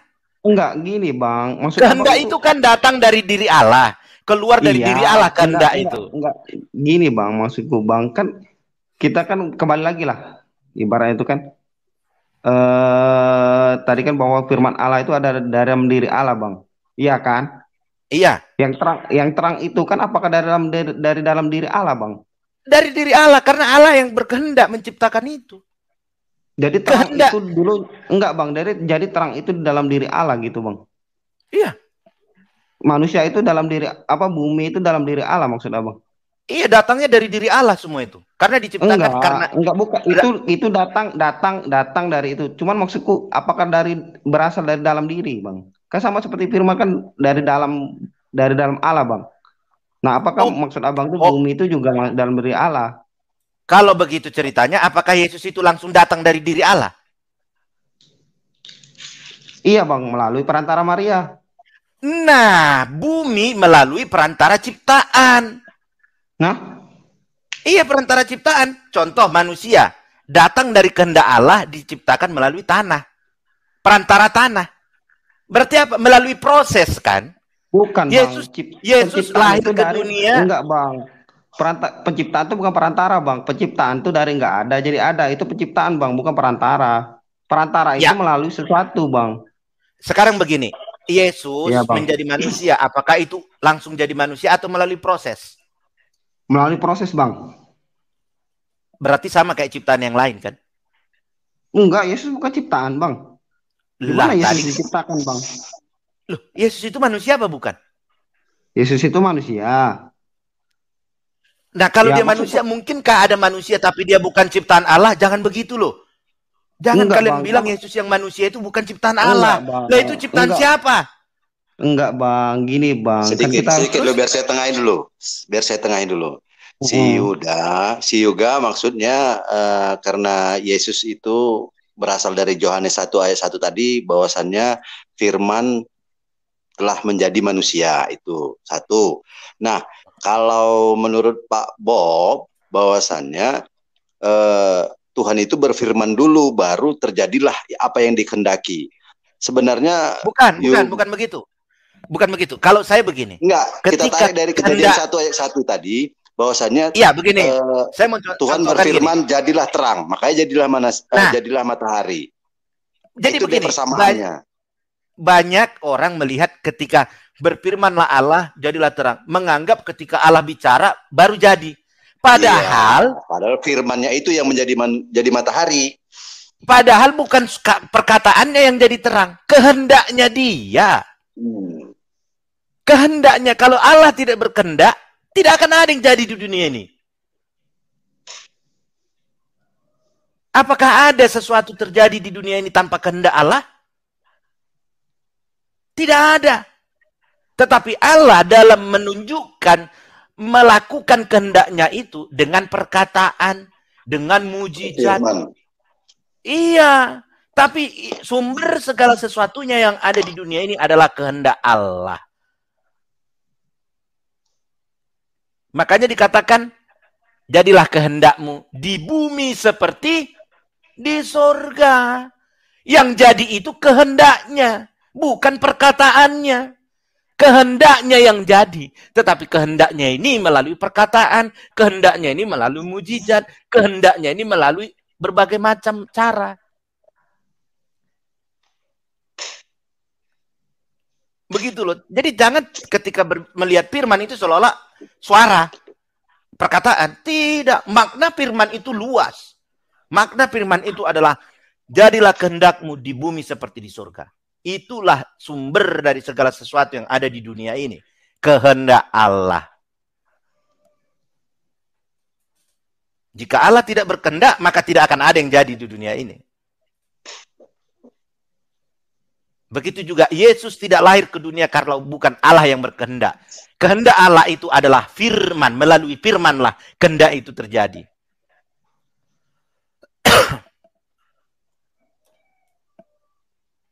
Oke, Bang.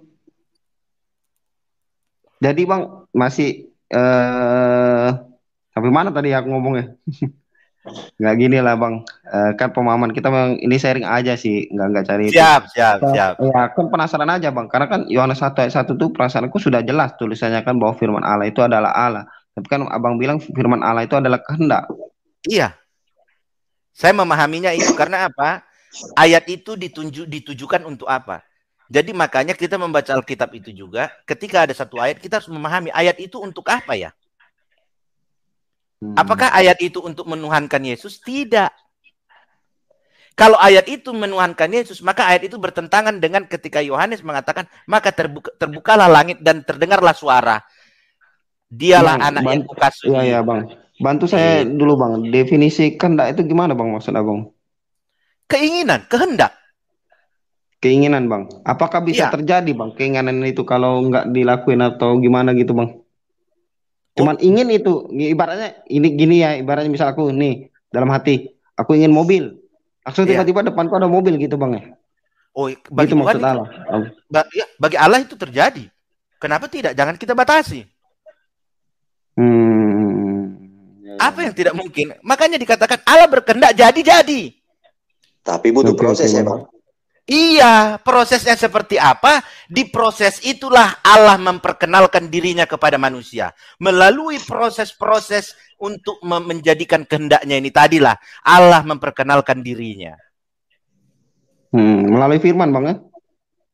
Bukan hanya firman. Melalui salah suara, satunya ya? Firman. Bukan suara ya, tidak ada di situ tertera suara. Kita aja yang menafsirkan firman itu ketika ada firman maka itu suara Tuhan gitu. Oh, bukan. Tapi ada ayat loh, Bang, bahwa dengarlah suara Tuhan. Ada loh, Bang. Ada ayatnya. Iya betul. Tetapi ketika kita mengatakan berfirmanlah Allah, jadilah terang, maka terang itu jadi. Siapa yang mendengar kata-kata itu?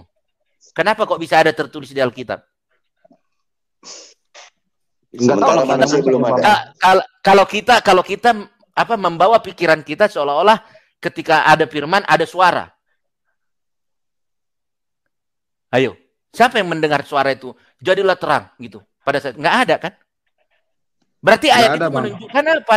Menunjukkan ketika Allah berkehendak, ada kehendak Tuhan itu, Tuhan mau jadi terang, jadi. Gitu. Jadi menurut Abang itu nggak bersuara, Bang ya? Oh tidak, saya tidak mau terbawa dengan pikiran saya ketika berfirmanlah Allah jadilah terang lalu terang itu jadi, seolah-olah Allah bicara. Oh bukan, aku mengartikan itu, memahami itu. Allah berkehendak terang itu jadi, maka jadilah terang itu.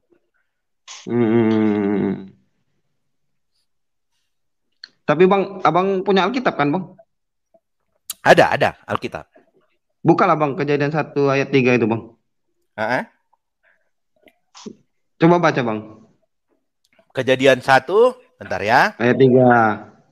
Bentar. Kan yang Abang tadi bilang kan, jadilah terang itu, Bang.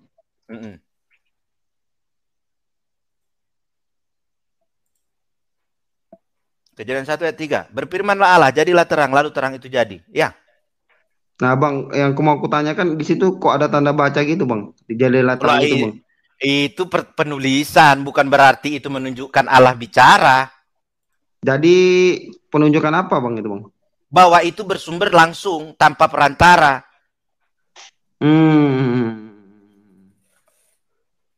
Itu tanda baca. Itu tanda baca. Seandainya tidak ada tanda baca, bagaimana itu? Enggak, bukankah itu kalau tanda baca itu bahwa itu sebuah penyebutan, Bang? Itu kan ada titik 2 lalu kutip kan? Kalau tanda kutip itu kan bukan berarti itu langsung penyebutan. Apa jadi, Bang? Oh bukan, kalau itu dikatakan menunjukkan itu adalah tanda perkataan atau berbicara, siapa yang mendengar Tuhan bicara seperti itu? Tapi masalahnya, Bang, Abang juga nggak tahu bahwa itu suara atau bukan. Makanya saya memahaminya adalah kehendak. Tapi apakah boleh, Bang, kalau menurut? Tapi apakah boleh, Bang, menurut saya itu perkataan, Bang? Karena kan kita kan sama-sama nggak lihat, nggak dengar. Loh, itu terserah. Saya kan tadi nggak ada memaksakan ya. Itu terserah. Tapi saya memahaminya firman itu, dia kan ditanyakan firman itu bukan sebatas perkataan. Saya tidak mau membatasi pemikiran saya ketika berfirmanlah, maka seolah-olah Allah itu bicara. Kalau saya mengartikan seperti itu, nanti akan muncul pertanyaan, siapa yang mendengar Allah berbicara menciptakan terang itu? Nggak ada, di situ manusia belum ada. Masalahnya, Bang, itu kan Musa nulis kan dari Tuhan juga, Bang. Kapan Tuhan bercerita, wahai Musa, aku berfirman jadilah terang? Nggak ada. Enggak, itu kan diceritakan oleh Tuhan, Bang, kepada Musa, tulislah di kitab, Bang. Kalau itu diceritakan Tuhan kepada Musa, harusnya bukan di Kejadian 1, harusnya di kisah Musa. Sama seperti Musa ketika semak berduri terbakar, lalu dia mendengar perkataan Allah, mendengar suara Allah. Jadi menurut Abang di Kejadian itu tuh siapa nulis, Bang? Musa menulis, tetapi di situ Musa mengajak. Enggak gini, Bang. Musa taunya dari mana, menurutku, Bang? Dia tahu itu kehendak Allah. Enggak, maksudku Musa tahu dari mana kalau enggak diceritain oleh Allah kepada Musa, Bang? Bukan, tidak perlu Allah menceritakan kepada Musa. Karena apa? Musa sudah yakin dan percaya bahwa Allah yang dia mengutus dia itu adalah Allah yang menciptakan langit dan bumi. Gini, Abang, maksudku ibaratnya kan bahwa hari pertama Tuhan nyiptain ini. Musa tahu dari mana gitu, Bang? Maksudku gitu. Kan ditulis oleh Musa itu, Bang. Kalau enggak diberitahu oleh Allah, Musa tahu dari mana gitu, Bang? Maksudnya diberitahukan oleh Allah? Iya, kan ibaratnya Musa tahu dari mana loh. Itu hari pertama Tuhan nyiptain ini.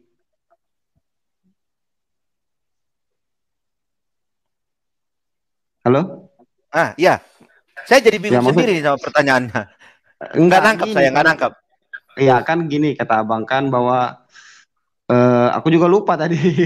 Enggak, maksudku gini bang, kan kata abang tadi bahwa Musa menuliskan. enggak, yang sebelumnya apa tadi yang abang bilang masalah Musa itu? Lupa pula aku. Oh ya ya, yang apa? Yang suara itu kan bahwa itu maksudku Isma kan berduri. bahwa enggak, bukan bang, bahwa Musa pun nulis kejadian ini kan yang abang bilang tadi lo bahwa harus ditulisnya di kitab Musa kan abang bilang kan? Oh, jadi ini bertanya balik gitu, bertanya kalau Musa bukan diberitahu Tuhan, dari mana Musa menulis itu begitu ya? Iya, iya bang. Nah kita tanyalah sama memang kanon-kanon Alkitab itu. Tapi abang imanin kan? Seorang Kristen harus mengimani dong. Nah terus bang, jadi sebenarnya maksudku, jawabannya udah dapat itu tadi. Kalau ditanya abang, berarti mengimani kan? Oh ya dong. Berarti apa? Musa menulis itu dengan iman. Bukan dengan perkataan bang. Bukan oleh Allah yang berkata bang. Loh di Alkitab tidak ada dijelaskan seperti itu, dikonfirmasi.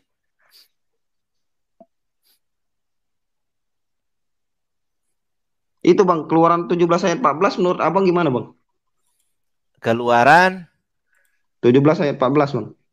17 ayat 14. Kemudian berfirmanlah Tuhan Musa, tuliskanlah semuanya ini dalam sebuah kitab sebagai tanda peringatan. Dan ingatkanlah ke telinga Yosua bahwa aku akan menghapuskan sama sekali ingatan kepada Amalek dari kolong langit. Apa yang diperintahkan? Yang diperintahkan di situ ditulis kan ada. Iya, enggak, maksudku bang, kalau berfirmannya kita ketika hendak bisa enggak itu bang? Kemudian berkehendaklah Tuhan kepada Musa gitu. Oh itu kan komunikasi langsung dua arah antara Musa dengan Allah. Melalui suara bang ya? Iya tentu melalui suara lah. Kalau nggak melalui suara mana bisa Musa dengar? Jadi boleh lah bang bahwa firman itu suara bang. Firman itu suara bang. Firman itu boleh melalui suara, tetapi firman itu bukan hanya suara. Iya, tapi kan suara Tuhan itu ya Tuhan lah bang. Loh, suara Tuhan itu ya Tuhan. Berarti ketika suara Tuhan itu satu hakikat dengan Tuhan. Iyalah bang. Loh, tidak dong. Suara Tuhan itu lebih kecil dari Tuhan, kok satu hakikat dengan Tuhan? Apakah Tuhan nggak bersuara bang? Iya, suara Tuhan itu ada, tetapi suara Tuhan itu satu hakikat dengan Tuhan, itu sudah menurut saya keliru. Karena suara Tuhan itu adalah bagian dari Tuhan, dan itu itu salah satu bagian dari Tuhan. Salah satu bagian dari Tuhan kok sehakikat dengan Tuhan? Kalau nggak sehakikat jadi apa bang? Bagian dari Tuhan, suara Tuhan. Bagian hakikat bang ya? Bagian beda, beda. Hakikat itu nilai. Sama nilainya. Iya. Sama nilainya. Sama kualitasnya. Itu sehakikat itu.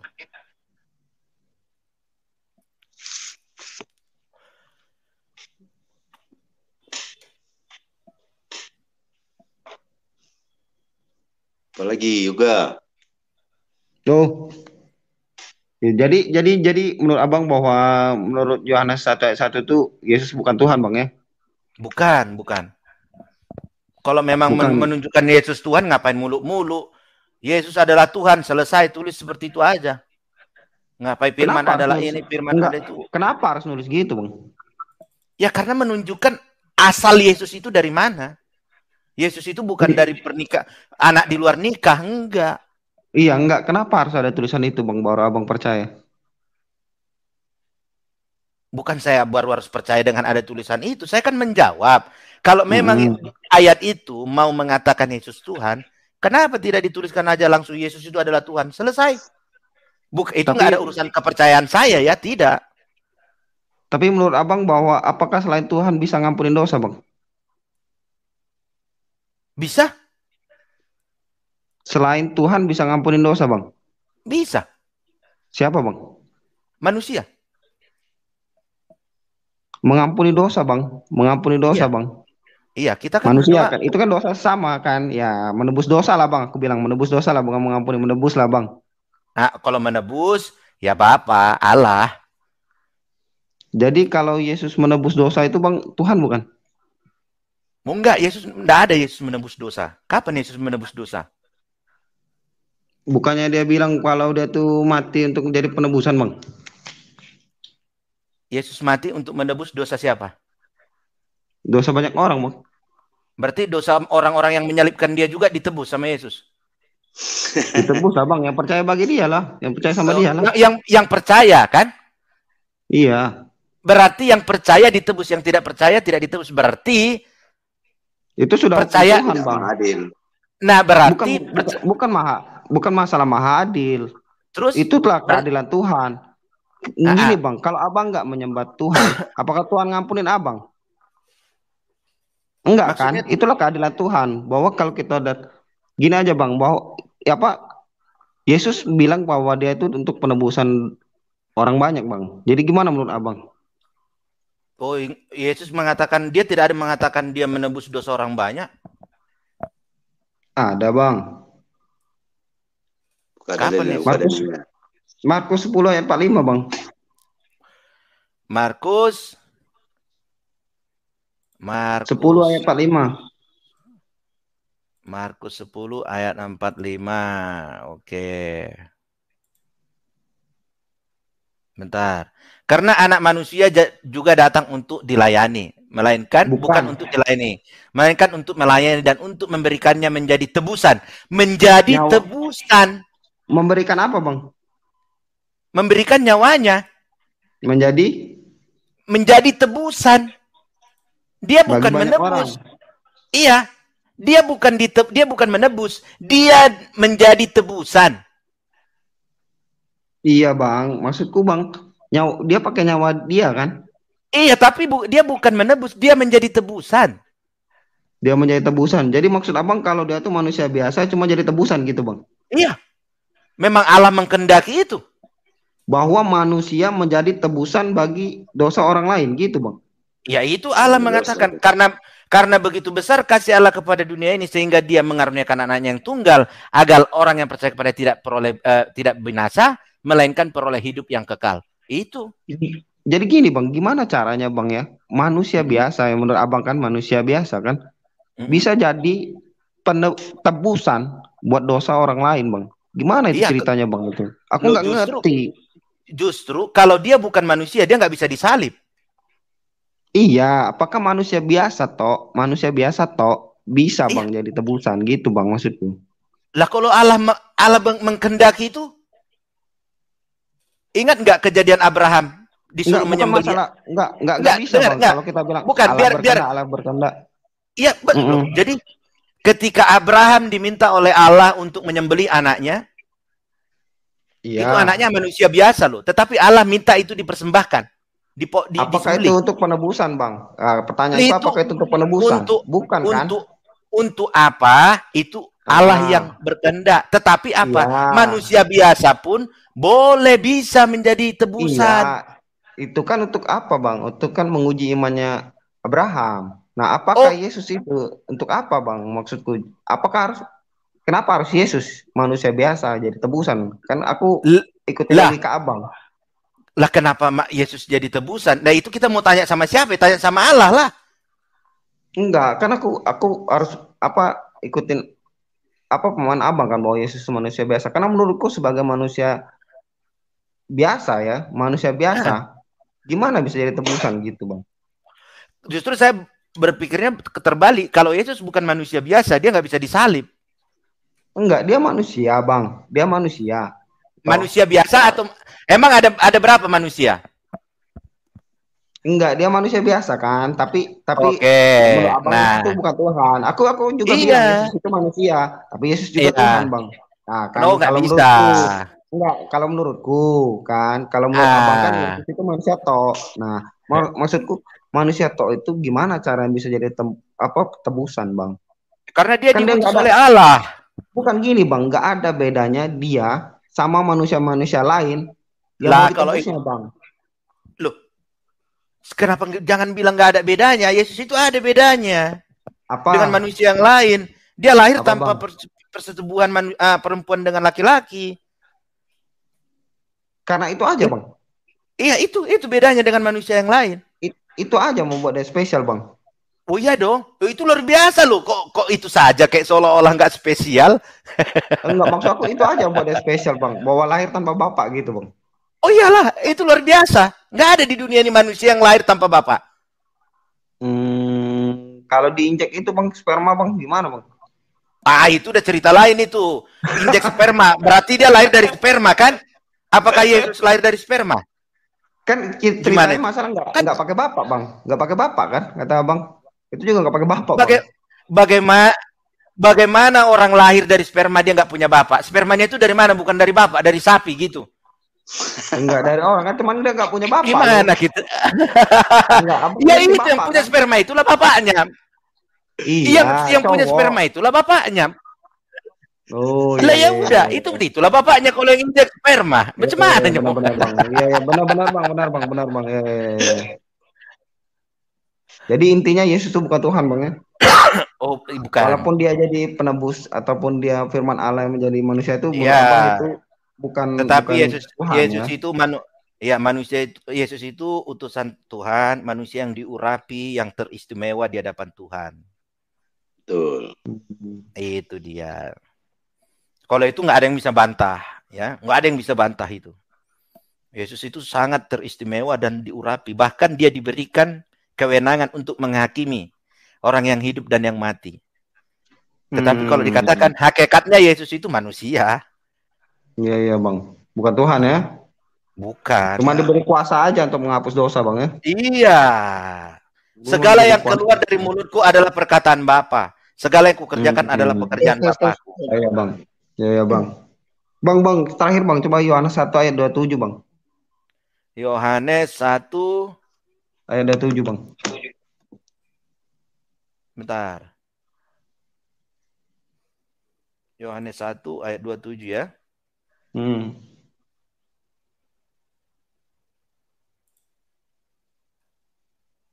Yaitu dia yang datang kemudian daripadaku. Membuka tali kasutnya pun aku tidak layak. 29, Bang. 29 salah, Bang. Pada keesokan harinya Yohanes melihat Yesus datang kepadanya dan ia berkata, lihatlah anak domba Allah yang menghapus dosa dunia. Ya, itu Yohanes yang mengatakan. Jadi enggak, maksudku pemahaman Abang gimana menurut ayat Abang, pemahaman Abang mengenai ayat itu, Bang? Oh ya, melalui Yesus manusia bisa diampuni. Yesus yang seorang manusia aja itu, Bang ya? Oh iyalah. Oke, Bang. Iya, tapi kan yang mengampuni ya Bapa gitu. Yang Bapak lagi yang menghapus dosa, Bang ya? Oh iya, iyalah. Kita berdosa kepada siapa? Berdosa kepada Yesus atau kepada Tuhan? Kepada Bapa?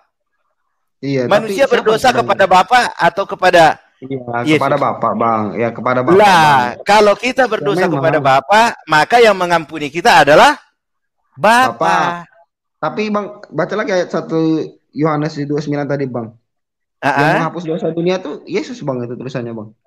Lo menghapus dosa dunia, di situ dikatakan, lihatlah anak domba Allah yang menghapus dosa dunia. Betul, karena dia yang membawa orang percaya memperoleh hidup yang kekal. Enggak, bukan masalah itu, Bang. Aku enggak tanya itu. Tapi kan itu benar enggak bahwa Yesus itu menghapus dosa dunia menurut ayat itu, Bang? Oh, memahaminya bukan dia mengampuni, tidak. Saya memahaminya bukan menghapus. Aku bilang menghapus. Itu kan ayatnya menghapus, bukan mengampuni, Bang. Iya, menghapus itu bukan berarti Yesus menghapus siapa dunia yang berdosa gitu, bukan. Iya. Terus apa, Bang? Yesuslah yang membawa manusia ini ke jalan yang benar.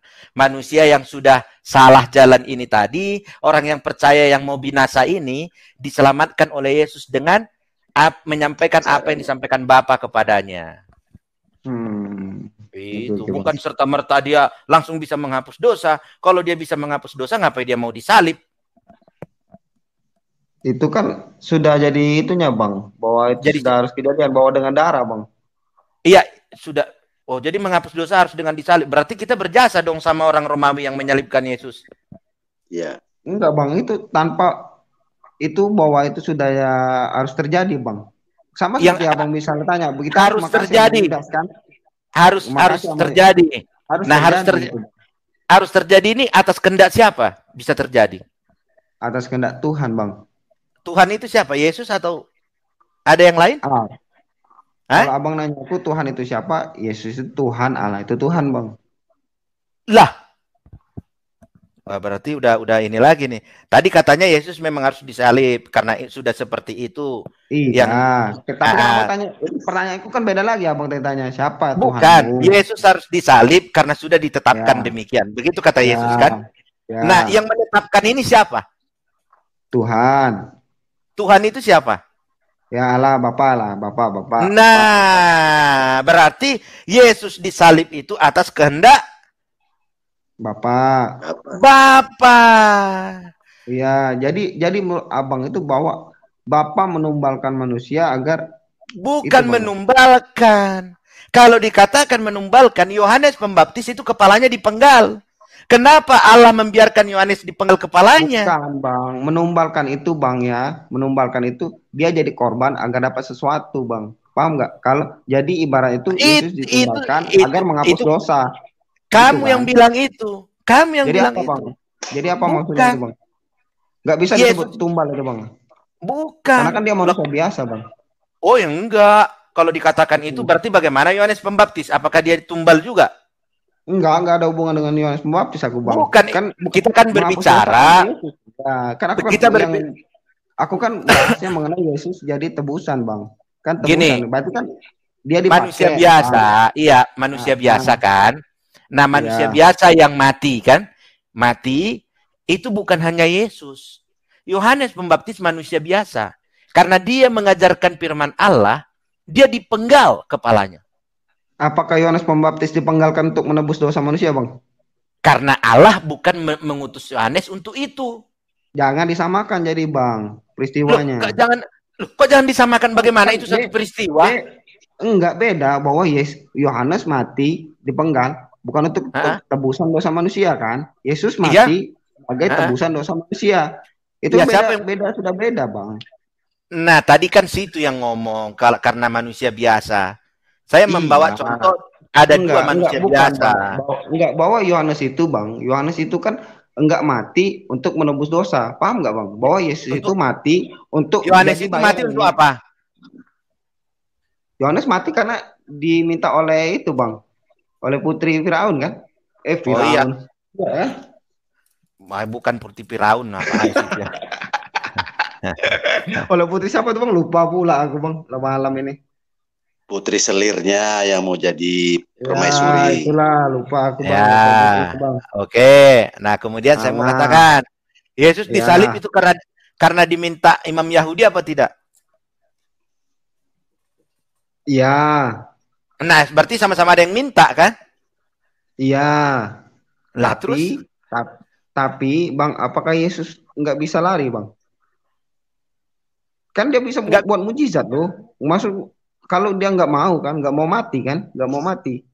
Lah pertanyaannya apakah Yohanes pada saat itu tidak bisa membuat mujizat? Apa tidak mungkin ditolong sama Allah kalau ketika dia minta tolong? Iya, mujizat apa, Bang? Kan tapi Yesus ini, Bang, nggak, maksudku ini dua pribadi manusia, tapi yang satu mati karena hal lain, satu mati ini untuk penebusan dosa, Bang. Paham nggak? Nah, itu kan untuk penebusan dosa, Bang. Juga diambil dari awal ceritanya. Kenapa Yesus bersembunyi? Karena dia takut akan ditangkap. Enggak, udah ada pasukan Romawinya kan, udah datang itu kan, Petrus saja udah bela kan. Tapi iya, tapi kenapa ada pengkhianat?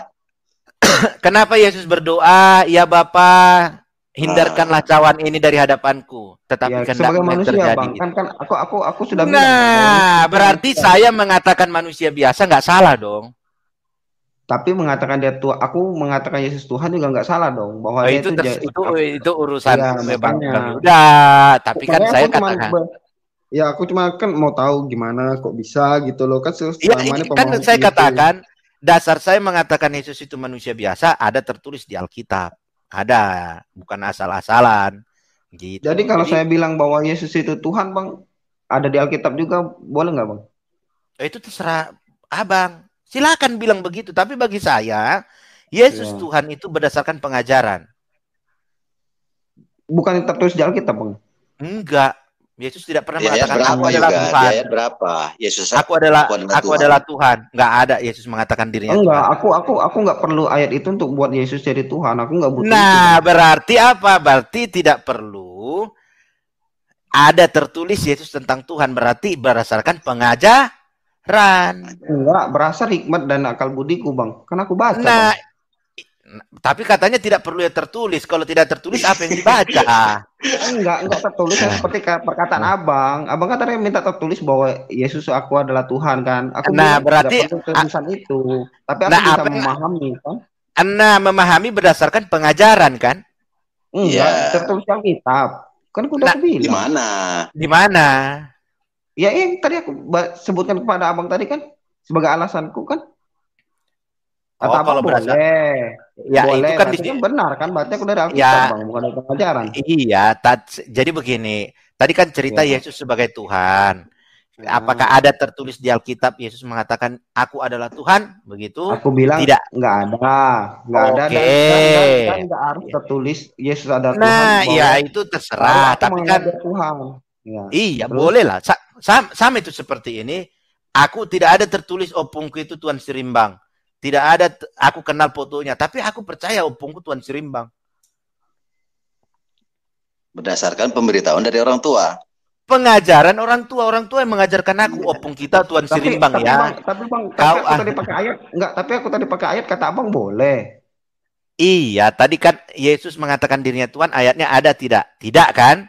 Ya, tapi kan aku bilang bahwa apakah dengan ayat itu bahwa Yesus itu bisa dianggap Tuhan? Menurut pemahamanku kata Abang boleh. Iya, silakan. Jadi kan bukan dari pengajaran, Bang. Dari Alkitab, Bang. Enggak, aku kan dari Alkitab berarti, Bang. Emang Alkitab itu kalau tidak ada tertulis Yesus mengatakan dirinya Tuhan, apa yang tertulis di Alkitab? Lah, yang tadi kita bahas loh. Oh, itu berarti berdasarkan Tuhan. Berarti apa? Menganggap ya. Kita menganggap, bukan Yesus menyatakan dirinya, kita yang menganggap.